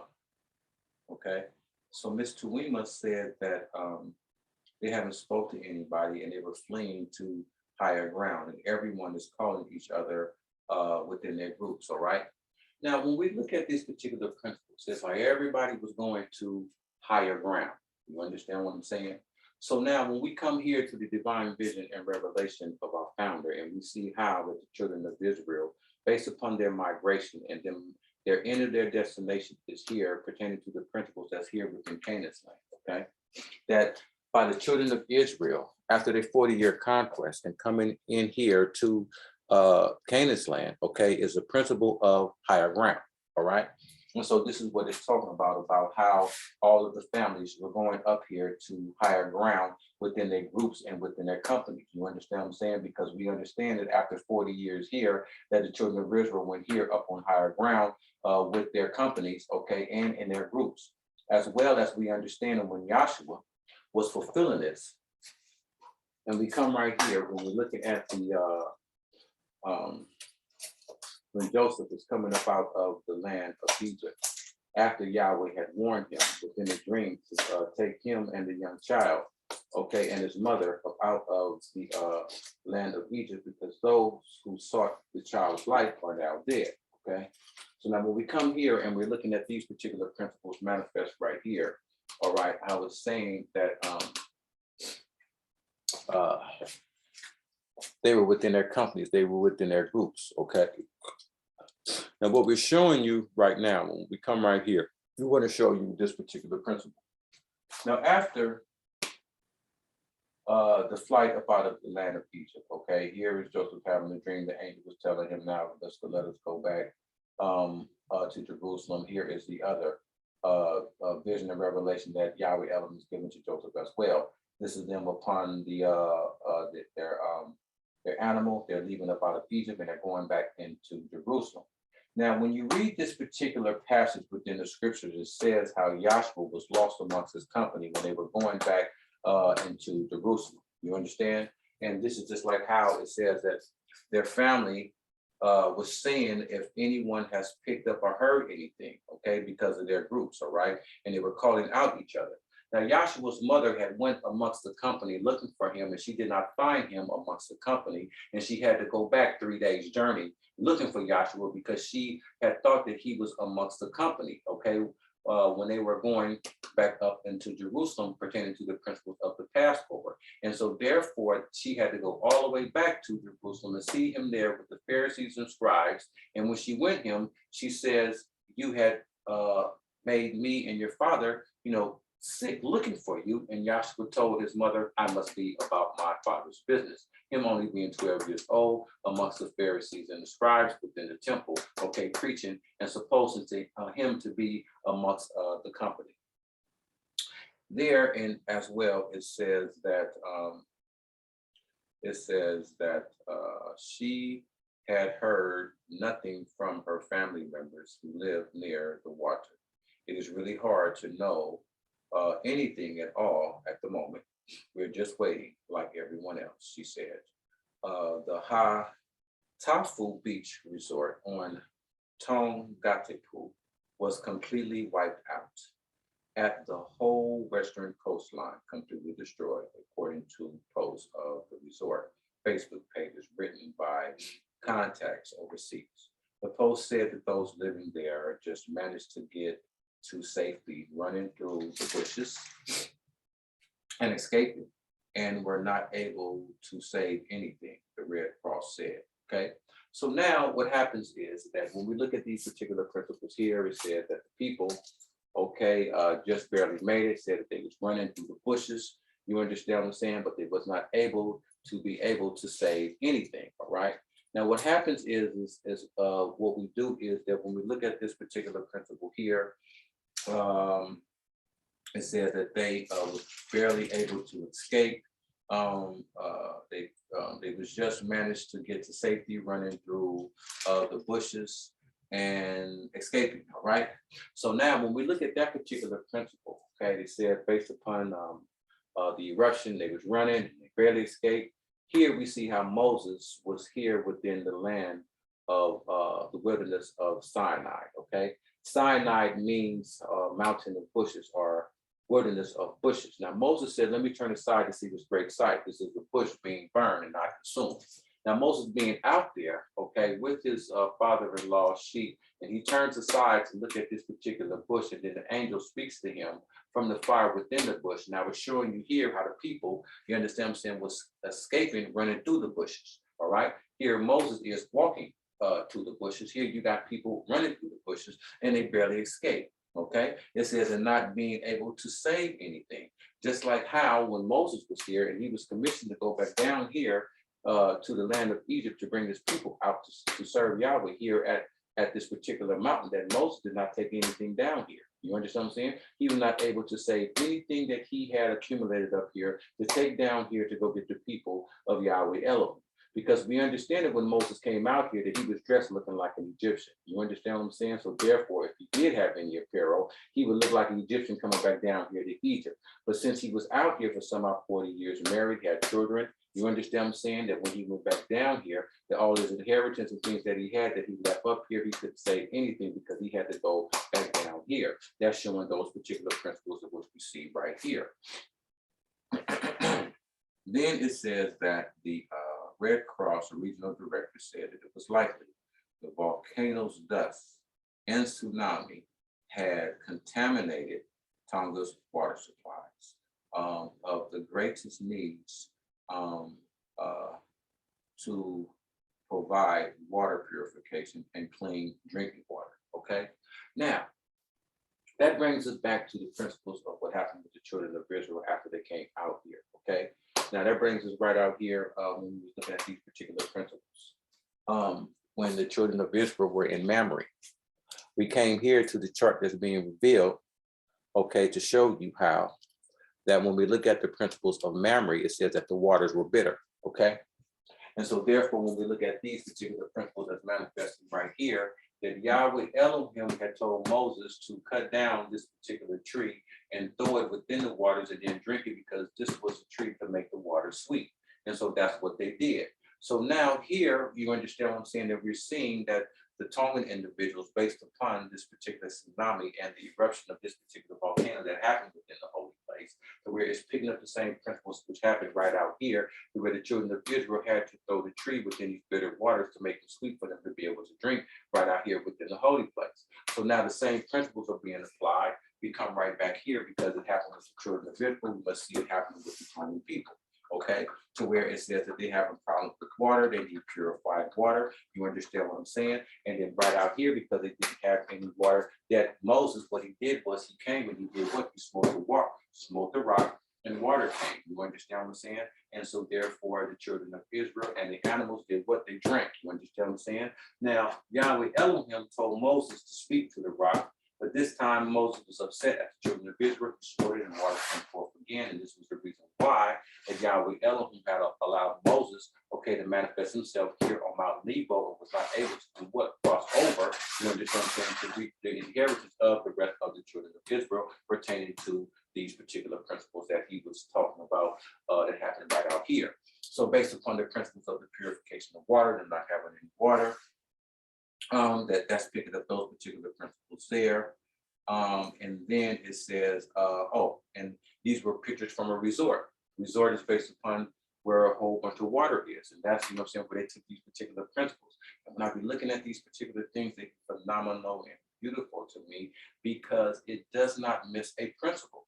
Okay. And this is the reason why that the founder always told us the manifestation will change, but the principle will remain the same. So when we look at these particular things, this is a phenomenon, so the phenomenal things that we look at based upon when we're reading these particular ecologies of what took place within the world. And then we come here to the vision and see how all the principles that's within the ecologies are manifested here on the chart here, manifested here on this particular chart, are all the way through the divine vision and revelation of our founder. You understand what I'm saying? And like I said, I just find that phenomenal and beautiful. Now it says that the country which only records its first case of COVID happened in October. It says we don't want to bring in another wave of tsunami of COVID.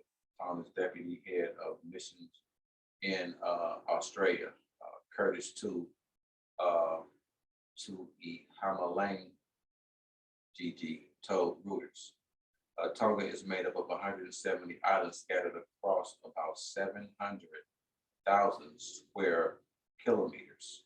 About 100,000 people live in Tonga, and the bulk of them on Tonga Island. Okay, so now when we look at the principle, it says that it's 170 islands scattered abroad. But when we come here and we look at this particular principle, how we got the inner organic earth, okay, being void, okay, and without shaping form, we come right here, right? Oh, you can see it pretty good right there. We'll just zoom in, okay? It's not about me, it's about the vision and what's being said, okay? Here we got one, all right? And so therefore it says 170 islands, okay? So this is the principle as an island, because it's a landmass of land amongst surrounded by a bunch of water, okay? Here we come here, we pick up the one. We understand that when we come right here pertaining to the principles of the first day of creation that we shared with you, we go back and look that pertaining to the first day of creation, how we have 7 planes manifesting right here within the first day of creation. The 7 planes are invisible, okay? Because the 7 planes have to be here and they have to be invisible because it goes back pertaining to how the temple or the veil and within the temple was rent in twain based upon when Yahshua had given up the ghost. This is why we got this particular principle one, there were 7 planes. You understand what I'm saying? And it's 170 islands. If we come here, we see one, we see the island, and then we got 7 planes. This is picking up the principles of 170 right here. You understand what I'm saying? Why? Because it's one man made from the dust of the ground. You understand what I'm saying? Picking up the principles of the 7 steps of the tabernacle pattern. Okay, so this is how we get the principles of 170 pertaining to the principles of 170 islands. All right, and then it says how that it was 700,000 square feet. Okay, now this is kind of funny. Okay, you know what I mean? Now, when we look at these particular principles and we share with you how we got the 3rd day of creation, okay, manifesting right here. We share with you how everything go according to the threefold tabernacle pattern. Here we got the most holy place, we got the holy place, we got the 4th roundabout, but we got 1, 2, 3, because this is the pattern laying on the side. Now here is a square, okay? Here is a square, here's feet, you know what I'm saying? Now it says 700,000 square feet. Now the principles of the tabernacle is the principles of 7. You understand what I'm saying?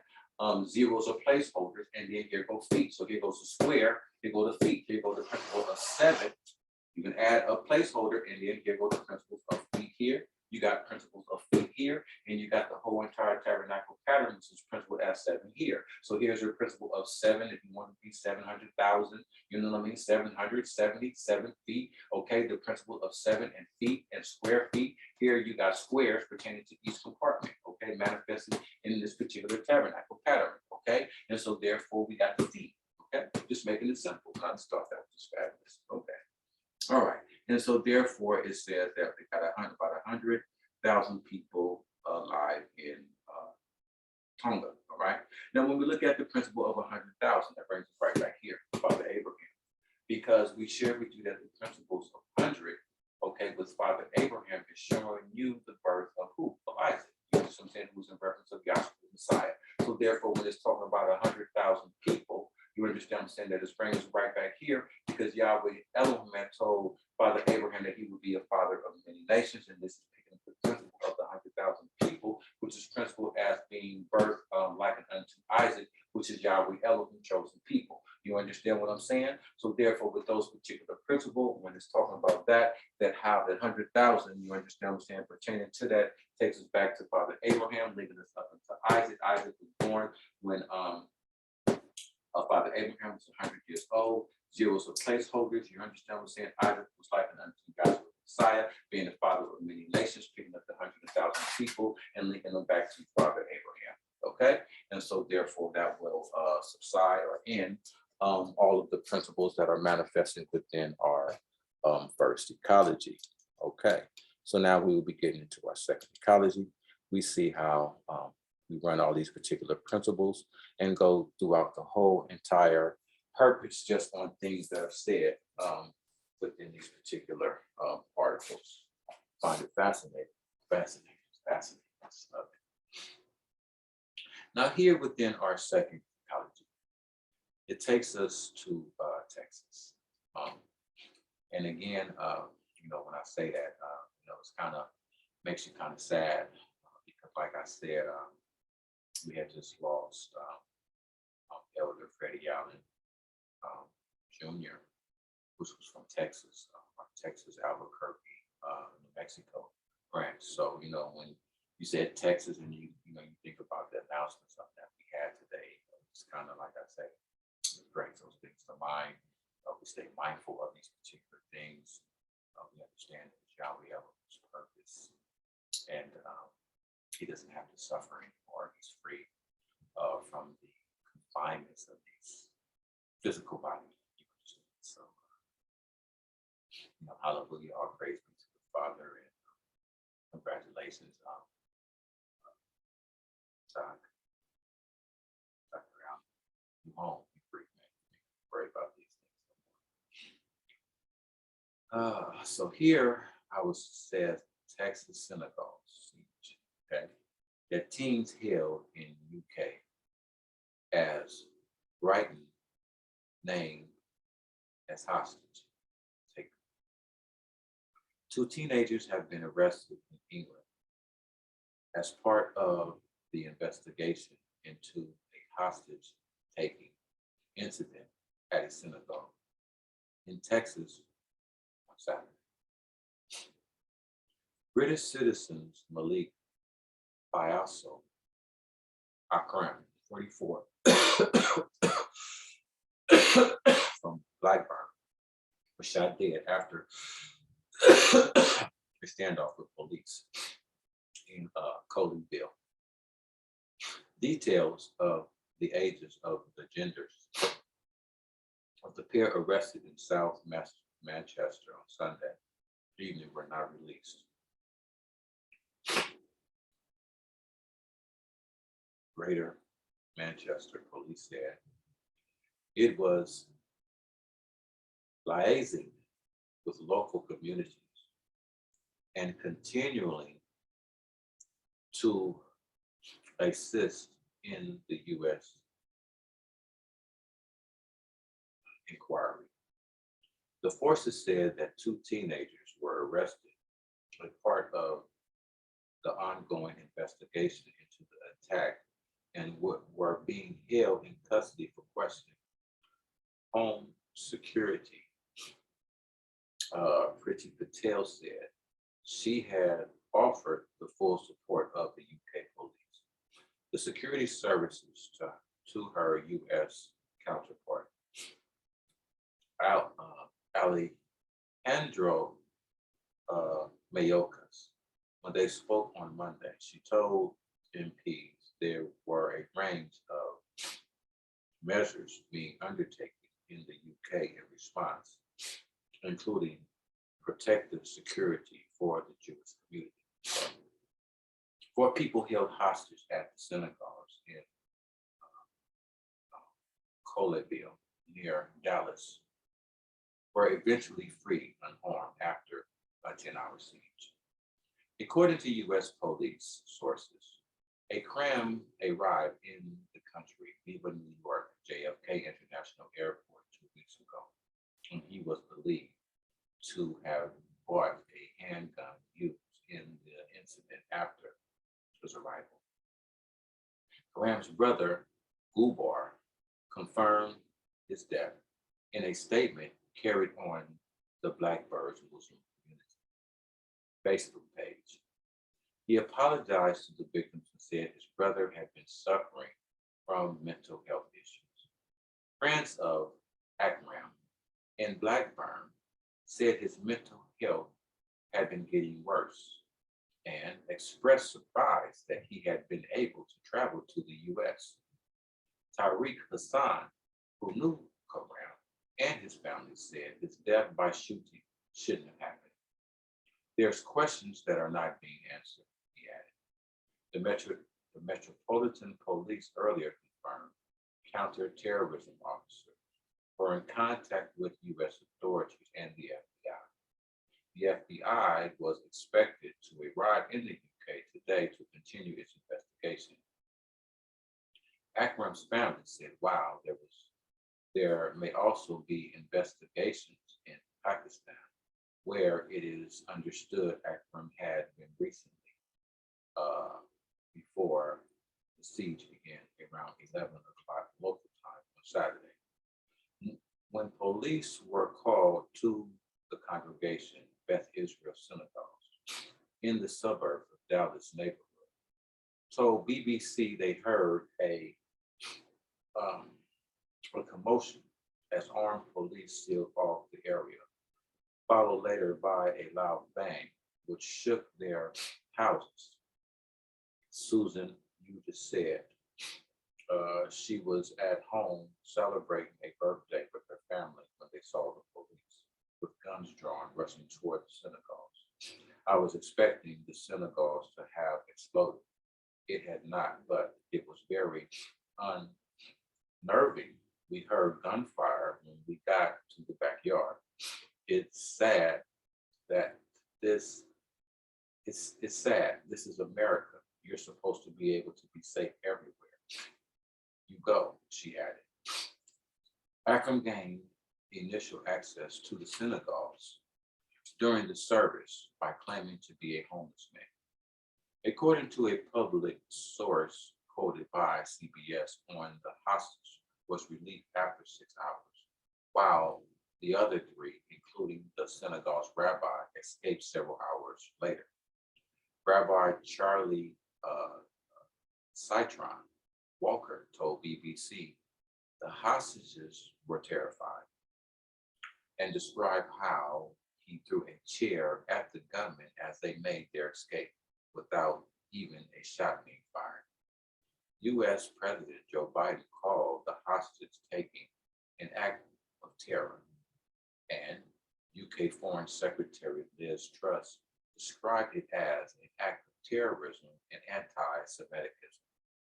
The hostage taker was heard demanding the release of Arafat Siddiqui, a Pakistani neuroscientist jailed over attempts to kill U.S. soldiers in Afghanistan. Law enforcement officials told local media officials, added that Krim also asked to speak to Siddiqui, who is in a prison in Fort Worth, Texas. Siddiqui has distanced herself from his actions, issuing a statement through a lawyer. President Biden appeared to confirm the attacker had been seeking her release, saying the Texan attack was related to someone who was arrested 15 years ago and jailed for 10 years. In a statement on Facebook, which was later deleted, Goldbar said, "We would like to say that we as a family do not condone any of his actions and would like to sincerely apologize wholeheartedly to all the victims involved in an unfortunate incident. We would also like to add that any attack on any human being, be it a Jew, a Christian, a Muslim, etc., is wrong and should always be condemned." The Muslim Counselor of Britain, MCB, has expressed solidarity with the Jewish community following the hostage taking, described it as completely unacceptable. Zahra Muhammad, Secretary General of the MCB, said, "The act is all the more reprehensible since it was instigated at a place of worship where Jews were targeted. This is quite simply is a hate crime and not an act of anti-Semitism." Now here, when we read this particular ecology, as I said, just as we begin and based upon where the location of it, like I said, it has sentimental values or sentimental feelings based upon the event that we had just experienced, one of our brethren.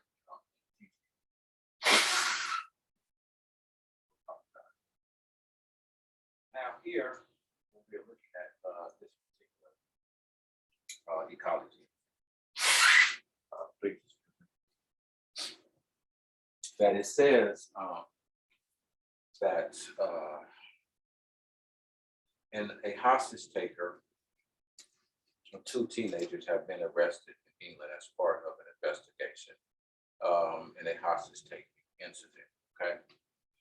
Now, when we look at this particular principle, it says how two teenagers were taken into custody.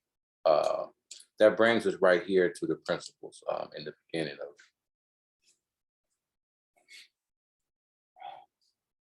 We could run this either way, okay?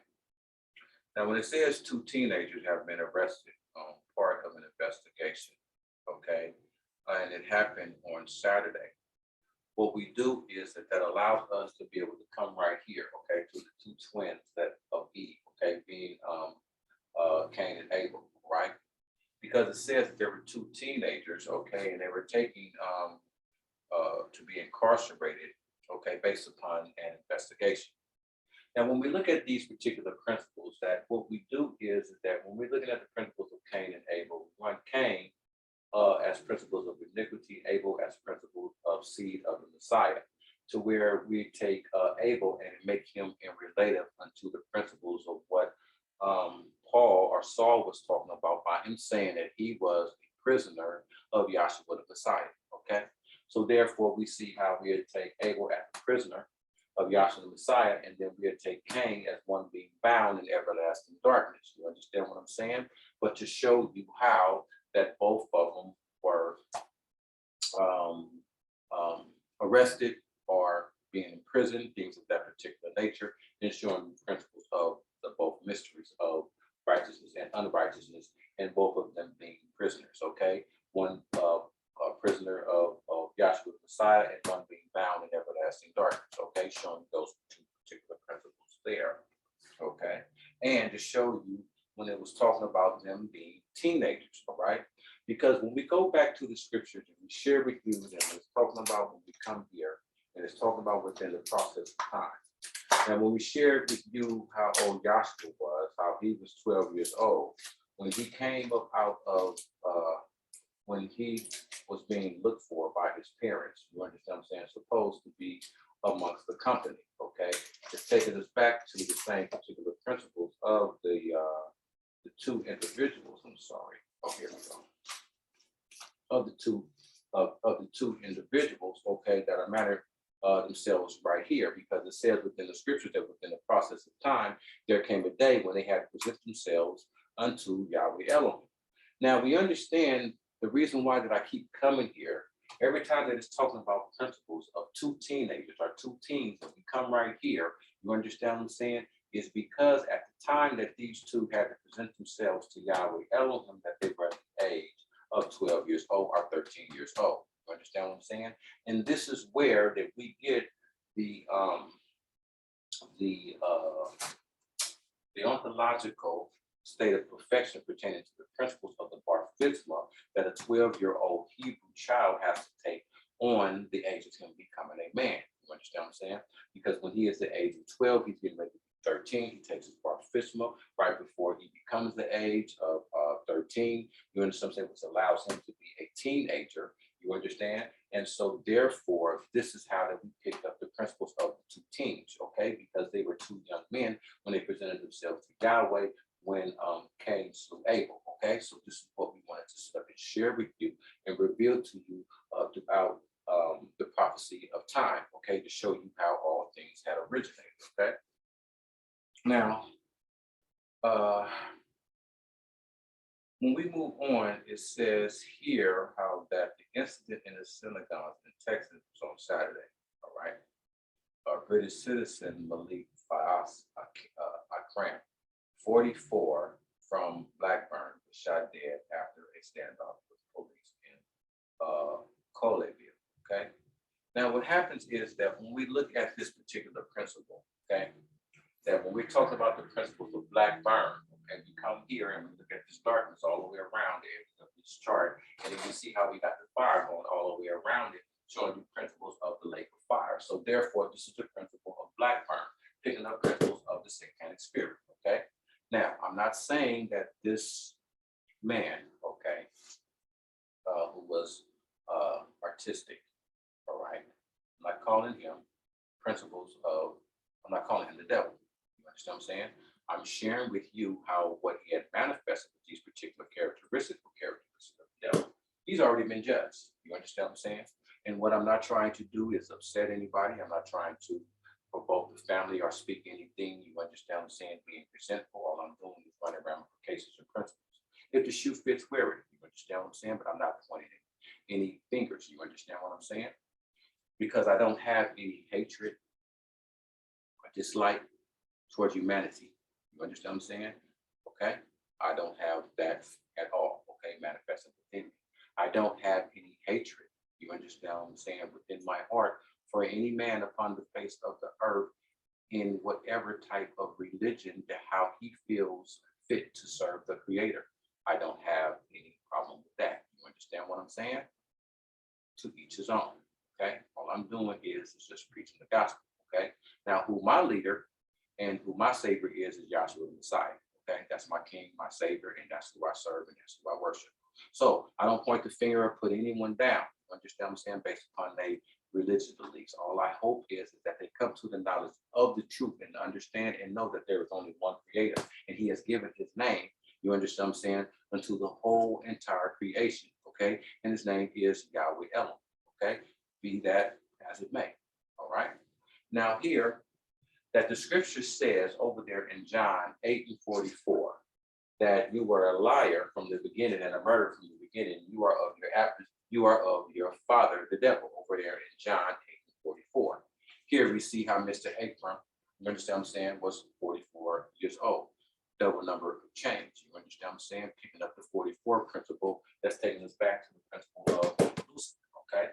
And then we're looking at the principle of Blackburn, where he was from. You understand what I'm saying? And we're looking at the black feminine burn being right here, picking up these particular characteristics, okay?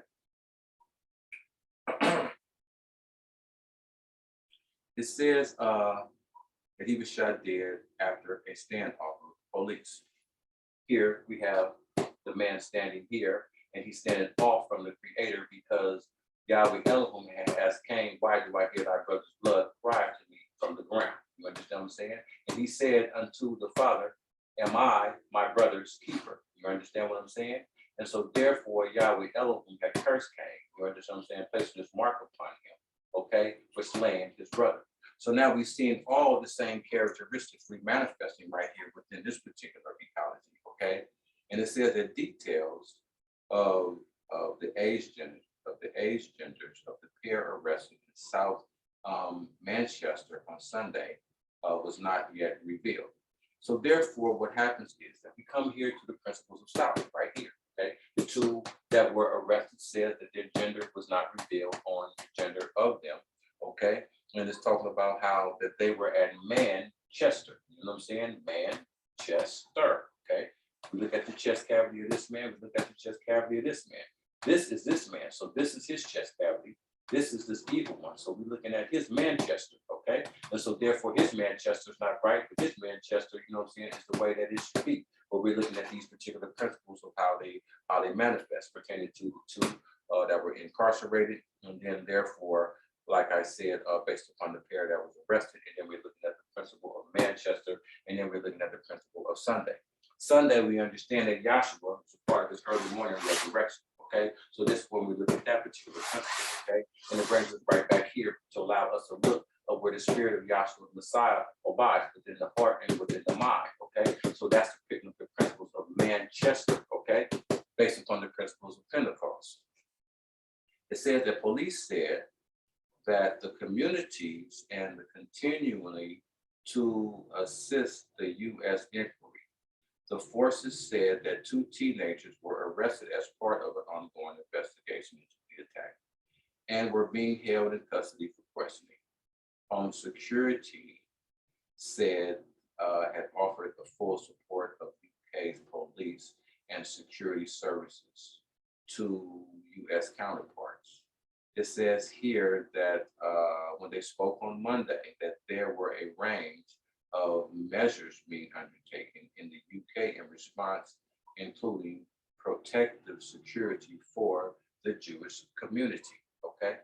Now here we coming back and seeing how that we have the Jewish community being attacked. It's not the first time that we have read ecologies pertaining to Pakistan's attacking or Palestine's attacking individuals, Jews, okay? So here it's going back based upon how it was attacked at this particular synagogue.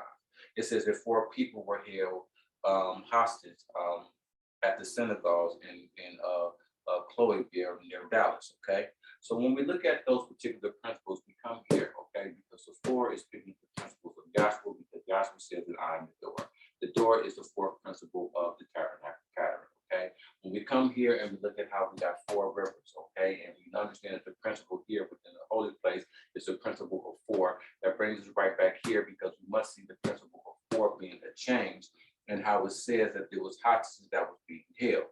Now, when we look at that particular principle, that we understand that the children of Israel, it wasn't held hostage, but because of this belief that they were out here within the wilderness of Sinai for some odd 40 years.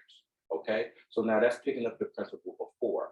Then we understand that we had 4 enzymes that was around this particular tabernacle pattern. You understand what I'm saying? And we can fulfill the same principle here. 1, 2, 3, 4. Okay, we had the eagle, the lion, the oxen, and the man picking up the principles of Elon, right? It says that that the hostages were eventually freed unharmed after a 10-hour siege, according to the U.S. police source. A crime arrived in the country Viva in New York.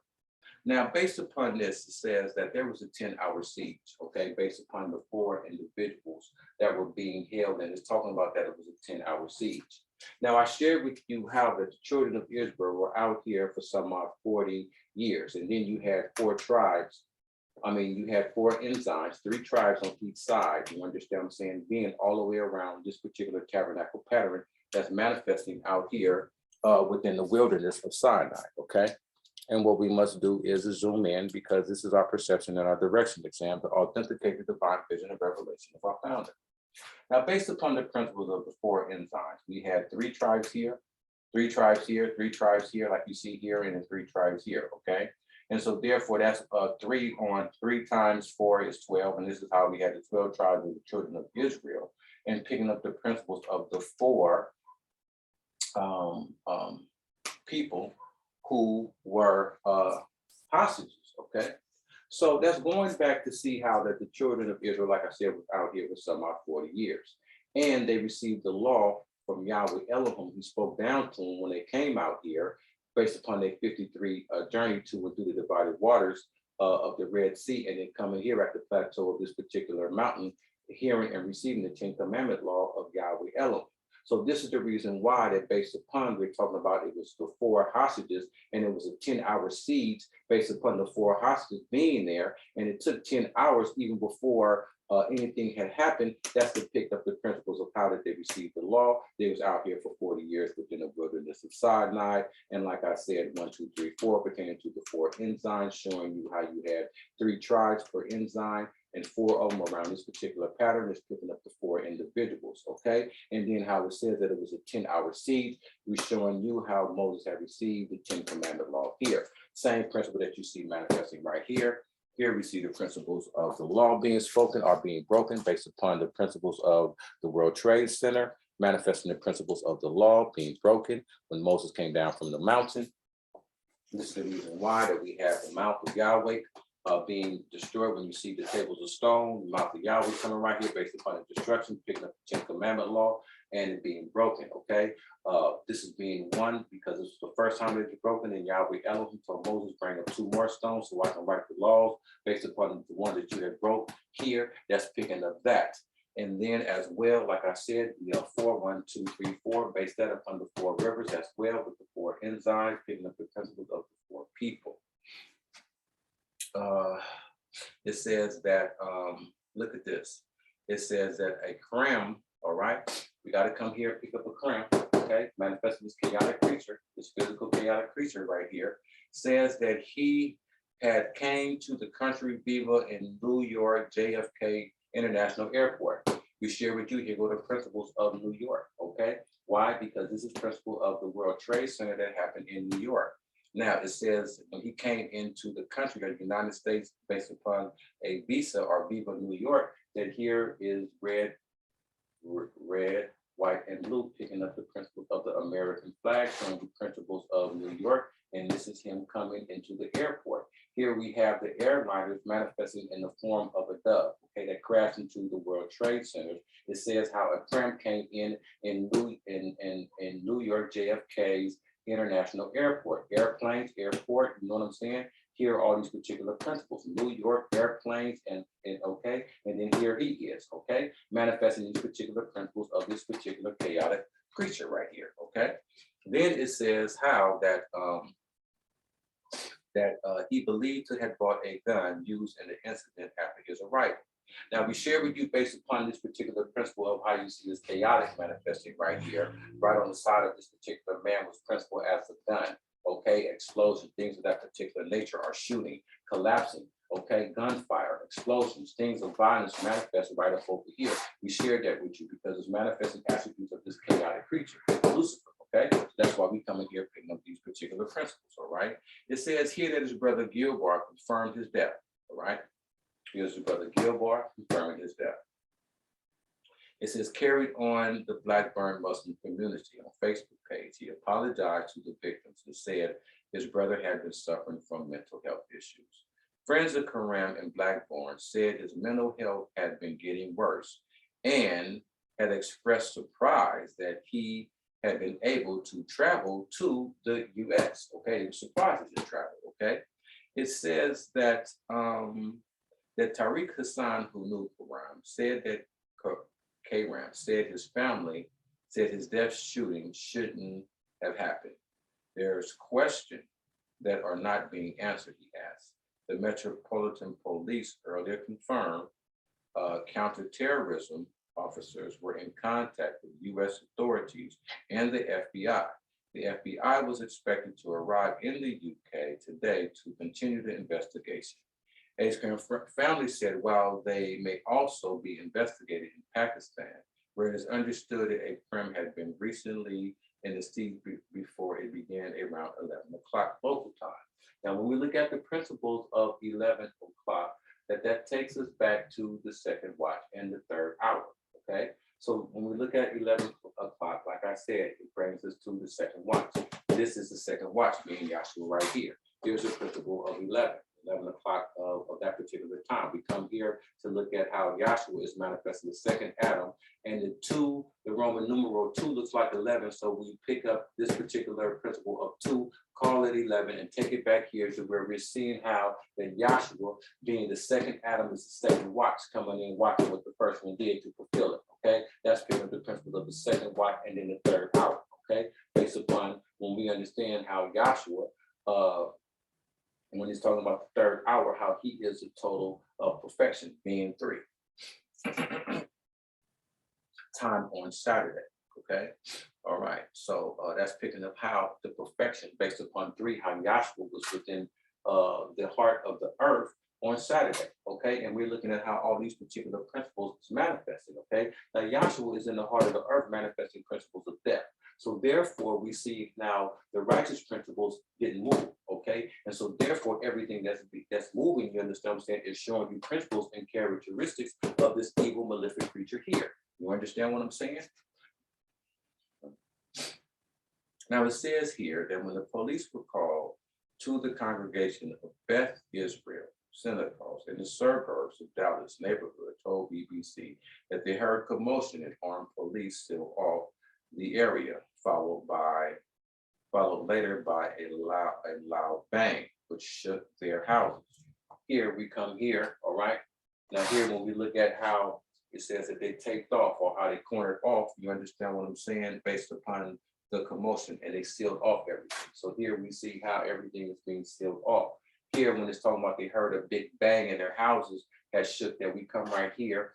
We come here to hear, like in the other ecology, how they heard this eruption all the way to the US, okay? Here they heard a big bang. You understand what I'm saying? Heard, able to hear, most holy place, and they heard a big bang based upon this explosion when the airplanes had crashed into the World Trade Center. All right, but this is just showing you and giving you a visual illustration of the bang that they said that they heard based upon the commotion that happened within the synagogues, okay? These things are just phenomenal and beautiful to me. And they should be to you too. He who has an eye to see, let him see. It says here that Susan who just said that she was at home celebrating a birthday with her family, okay? So now it says that it was a birthday, all right? Now we understand that based upon when the man, okay, was created from the dust of the ground, and Yahweh Elohim opened up the man and took a rib and a womb to create the woman, and we see how this is a big bang of everything that's manifesting right here. This is principal essence of being a woman. This is her stomach, okay, this is her chest cavity, here are 2 legs, okay, and then this is principal as a World Trade Center, and her standing upon a satanic foundation, and it said that she heard a bang. Okay, a big loud bang, and then she was celebrating a birthday party, because here this is showing how she was created or taken up out of the man, which was her birth. You understand what I'm saying? And then it says that she heard a big bang. Okay, and it says that the house shake, where she was celebrating a birthday party with family.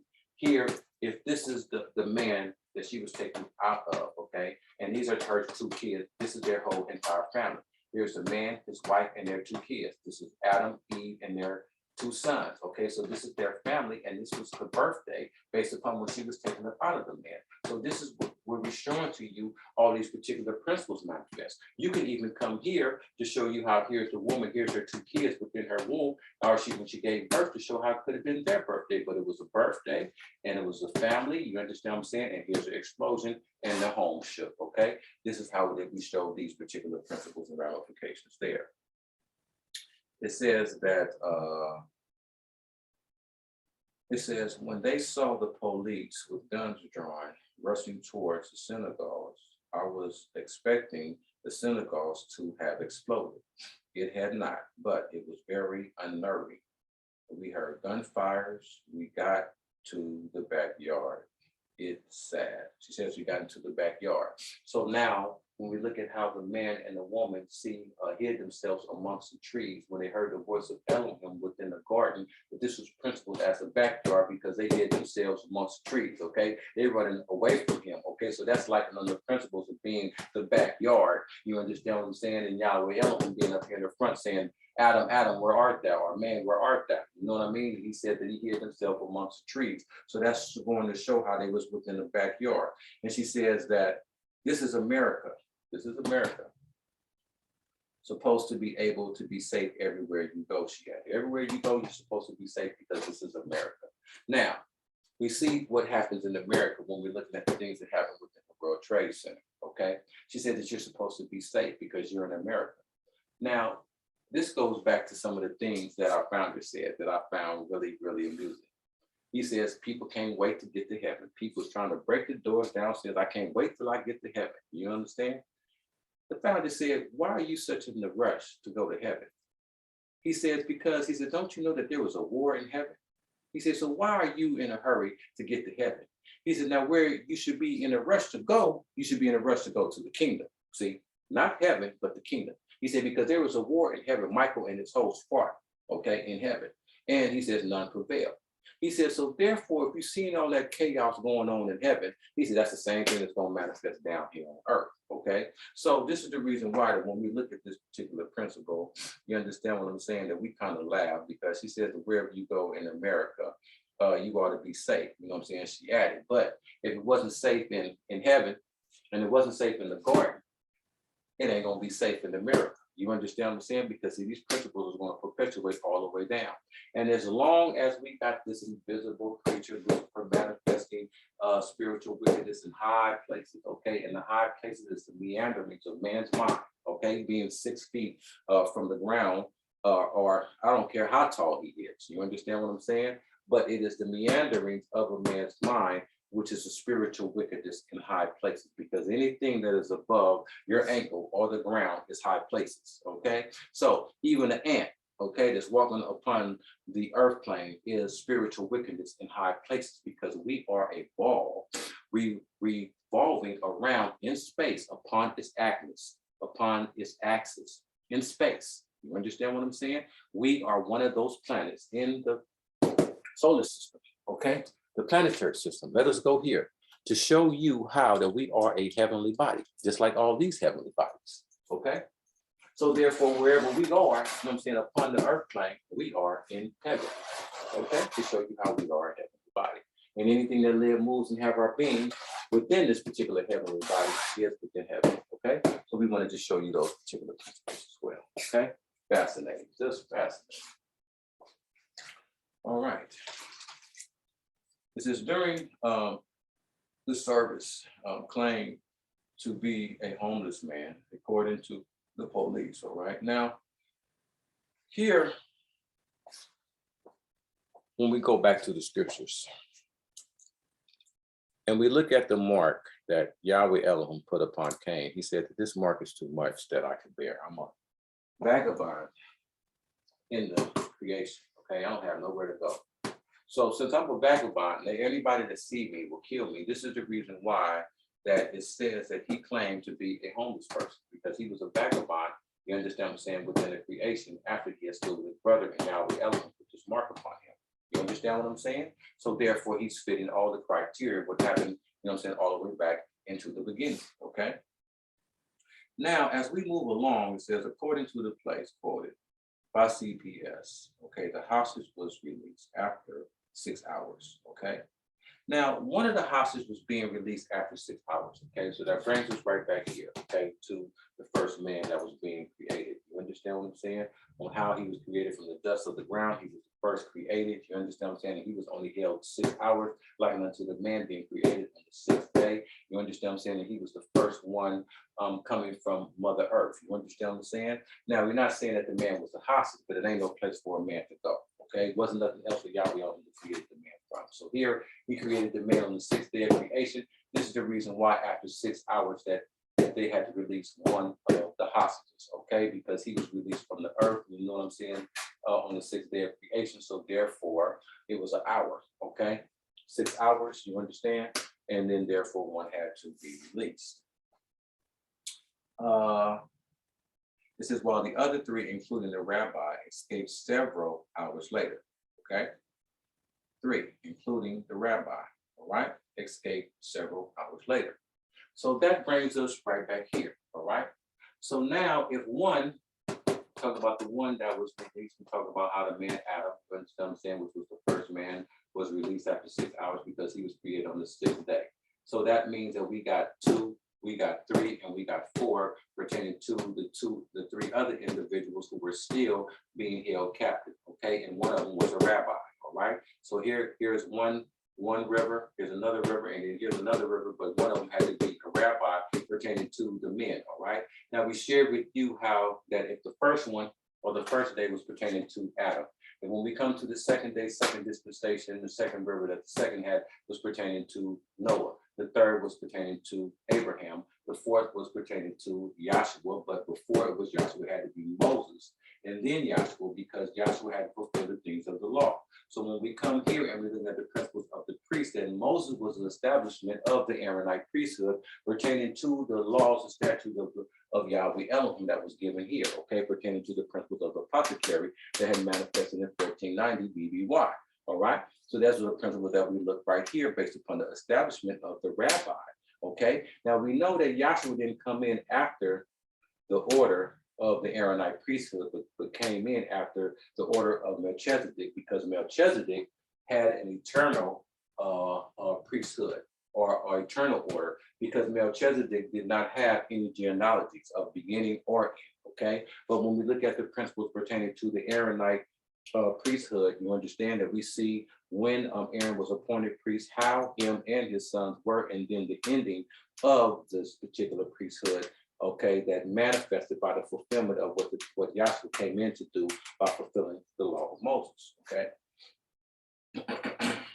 Now, it says here that that after the rabbi and the others has escaped, he says that that they were terrified, and how he described throwing a chair at the gunmen as they were escaping. Okay, so he threw a chair at the gunmen before they escaped, all right? Without even a shot being fired. Okay, now when we look at this particular principle, okay, it says that they escaped without a shot being fired, all right? And he says he threw a chair at him, all right? We come here and we look at this is the only chair, you know what I'm saying, manifesting within his chart. So what happens is that since this is the seat of the beast, and the priest said he threw the chair at the gunman, you understand what I'm saying, that he took his throne and threw it right back at the beast, okay? Because we see how his particular kingdom is filled with darkness, pertaining to how the fifth angel poured out his vial upon the seat of the beast. You understand what I'm saying? So therefore, since he poured out his vial upon the seat of the beast, now here is the rabbi picking up the seat of the beast, and he's throwing it at the beast when he's leaving. You know what I'm saying? It says it wasn't even a gunfire fired, okay? You don't see any of that manifesting over here. You see that manifesting over here. You understand what I'm saying? So now it's showing you how that everything is coming to pass. Here's the seat, okay? He says he threw it at him. Was no gunfire, okay? All right. Now, it says here that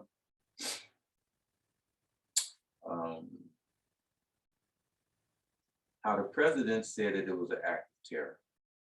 UK Foreign Secretary Lisa Truss described it as an act of terrorism. Anti-Semitism, the hostage taker, was heard, demanding the release of Arafat Saduki, a Palestinian neuroscientist, jailed over attempts to kill US soldiers in Afghanistan, okay?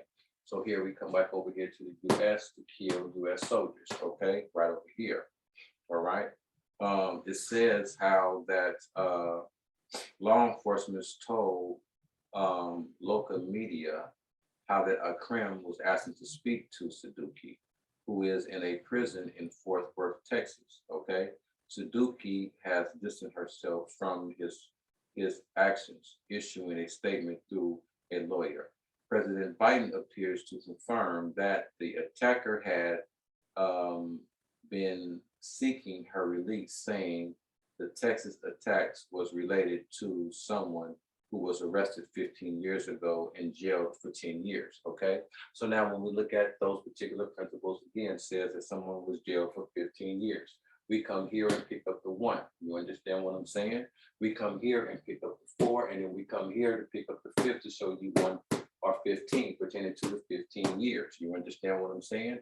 And then it says how that they was jailed for 10. You come here and you pick up the 10 or the 3 and 7 within the heart. You understand what I'm saying, of this chaotic creature. Okay, so to pick up the 1 up out of his space, you pick up the 4 heads of this beast here. You come pick up Judas, okay, within the last dispensation with Yahshua to pick up the 5, okay, or the 5 heads of the beast, okay, because this is the first head. Okay, so you use the first head as the 1, you use the 4 and the 1 as the 5 to pick up the principles as the 15 years, and then you come here to pick up the 7 and the 3 pertaining to the 10. So it says 15 years ago when this person was arrested, and 10 years how they was locked up in jail. That's how you pick up those particular principles there. All right. And so therefore, in a statement on Facebook, which was deleted, his brother was saying that they didn't condone his brother's actions. Okay, they're telling you this, all right, making a distinction how his own family members didn't even condone his actions. Now, I'm not calling no individual nothing. Based upon the evidence that you sit up and see, you make the right decision for yourself what this individual, Mr. Akram, you understand what I'm saying, was manifesting. What was the characteristics based upon the things within the scriptures, based upon the things that was manifesting, but upon the vision. I'm giving you as the audience a chance to make a honest decision on the characteristics of what this individual was manifesting, because of the 2 mysteries that are manifesting within this physical creation or the world we're in today. You understand what I'm saying? And now I'm doing this so that you can use your perception and your direction examination within you to make a rendering decision on the characteristics of what these individuals are manifesting based upon what we are reading out of this particular newspaper article, okay? You be the judge, right? Now here it says that his brother did not condone the actions of his brother. And I really like what his brother said. He says that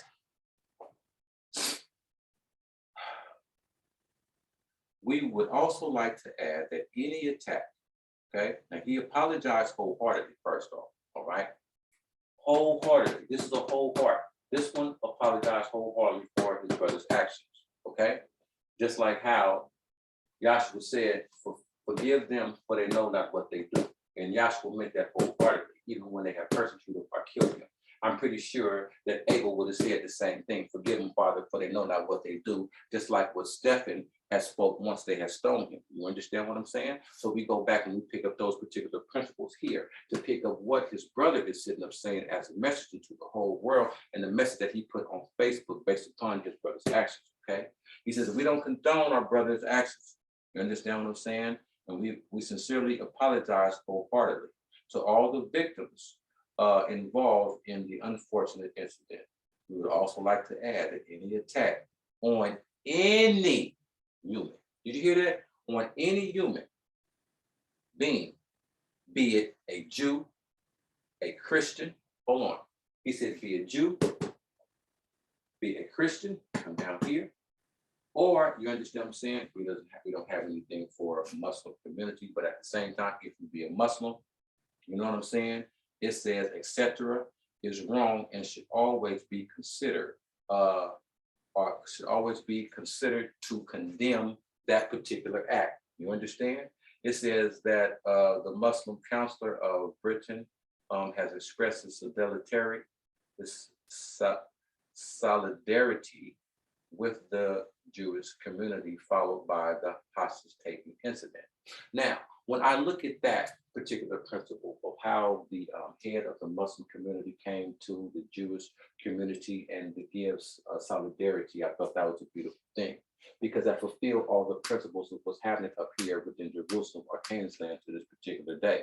So we're based upon here on the foundation of where they had built King Solomon's temple, how that they have a masjid here with the Muslim community had built another masjid with the dome up here on the foundation of King Solomon's temple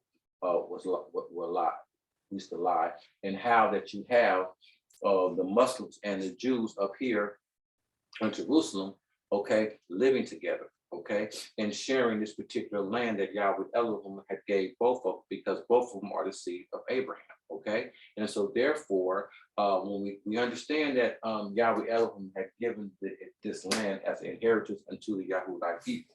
But at the same time, you understand that when the Edomites was up here, when Yahshua the son of Nun was up here to go conquer the land, that Yahweh told Yahshua, don't mess with the Edomites, you understand, because I gave them that land. Don't kick them out, don't go to war with them, leave them alone, okay? I don't even know if Yahweh Elohim, I think that he might allow them to buy vegetables from them for, food for them to be able to eat and sustain themselves, but they could not uproot them about the land because he gave them to Jew and Gentile up here, Muslim and Jews up here. You understand what I'm saying? And that's a beautiful thing because it's showing how that they can come together. You understand what I'm saying? Just like how Yahweh Elohim intended to be. Okay, to show you how Father Abraham is the father of many nations, okay? Father Abraham is also the matriarch or the pillar of the religion of monotheism, the worship of one God, okay? And that's what we do, okay, based upon monotheism because there's only one creator, okay? And so therefore, that we understand that the manifestation will change, but the principle will remain the same, okay? And we are the children of the Most High, all right? So now, when we look at these particular things, the other thing that I liked was said too by Mr. Muhammad, Zara Muhammad, the Secretary General, said that the act is more reprehensive since it was instigated in the place of worship where Jews were targeted. This was quite simply a hate crime and not an act of and he said, no, it was simply a hate crime and an act of anti-Semitism. So it was a combination of the two. It was also a hate crime when we come here and we'll show you how we got hate right here, as well as you can see as it says hater, intermixed with the principles of Hagar manifesting right here. And it says how this was a hate crime because it goes all the way back to what had happened with Cain and Able in the beginning. It was nothing but a hate crime that was within the beginning that had happened right here amongst two brothers. So therefore, what we do is that we come here, we show you the principles here, we pick up the principles of hate. You understand what I'm saying? Because it says that it was a hate crime and anti-Semitism. We come here and pick up the principles of hate to show you how it originated or manifested at the beginning, picking up the same principles of what happened with Cain Able, because this is plate 16 to show you the physical, spiritual immersion and wickedness manifesting right here. Okay, so therefore you can see how all these particular things and these characteristics that happen within this ecology were principles and ramifications of what happened with the satanic spirit. And so therefore, what will happen is that we will conclude with our ecologies at this particular time. All right, so I really hope that you like what we had to present based upon these two particular ecologies. And like I said, sometimes we do many and we finish early, and sometimes we do less and finish later. You understand? And sometimes we will do more and finish later. You understand? To where sometimes, we don't know how it's going to wind up, but we know that it's all going according to Yahweh Elohim's purpose, okay? And so, like I said, we're gonna let you be the judge, okay? And we wanted to do that. It's quite simple for us to be able to see the things that take place, and for us to, as people, to be judgmental on the things that we hear or the things that we see without doing an investigation to look into the things that are being revealed to us by the things that we read. So, we are always supposed to look at things in the spiritual aspect, because the Creator says that all things are naked unto him to whom we have to do. So when he says that he's talking about the intent of your heart. He's looking at the intent of your heart and what you are manifesting. And this is what's being judged, because it says all of us have to come before the judgment seat of Yahshua. Okay? And that's what we're doing tonight. We just came before the judgment seat of Yahshua. We put out some characteristics and manifestations out there, so you, okay, you got a spiritual eye, you make the decision for yourself, okay? We don't pick on nobody. We don't have no hate for nobody. We try not to make it appear, and we're not going to ever make any hateful statements to any nationality of people. What this is we are not political. We are religious, and I want that to be understood. And I adopted these particular words from Desmond Tutu. Understand? Thought they were very, very wise words, and I stand as he stands. I'm not making any political statements. All my statements are religious statements. My foundations, my judgments, and everything that I say, I talk about, come right up out of this book. Clear as water. You understand what I'm saying? To where, like I said, what we're doing is providing the existence and destruction of Satan and his demons throughout the dispensation and ages. So you're going to see characteristics of righteousness or characteristics of unrighteousness. You be the judge. We're going to throw it out there. We're going to put the evidence out there. And remember, Yahweh has already made the decision. He has already judged the matter. You understand what I'm saying? So, like our founder says, shoot from the hip and let the chips fall where they may. You understand what I'm saying? Let the truth be true. You understand what I'm saying? And that's all that it is to it. Okay. But we don't, we was taught by our founder that we try not to use names because we don't want to put iniquities with the name. You understand what I'm saying? Iniquity already has a name. And that name is Lucifer, Satan, dragon, the devil, you know what I mean? And demons, okay? That's the name that the Creator gave, okay, the characteristics of that particular mystery. And so I'm fine with that. I'm gonna leave it how he called it, you understand? And so our job is to be able to see it hiding in the coat of flesh. That's what our job is to do, okay? To discern and avoid being deceived by Lucifer, the devil, the dragon, or Satan and his demons, operating the mystery of iniquity on earth through the dispensations of God. Okay, that's our seventh aim and objective of our school system. So this is how we were taught to look at things by our God. So now let us conclude, and let us go hence, and let us go here to Ephesians the 3rd chapter, last 2 verses, which reads as follows. Now to him that is able to do exceedingly abundant above all that we ask or think, according to the powers that work within us. Unto him be glory in the assembly by the Messiah Yahshua throughout all generations and all ages. Let us all say hallelujah, thank you, shalom, and let us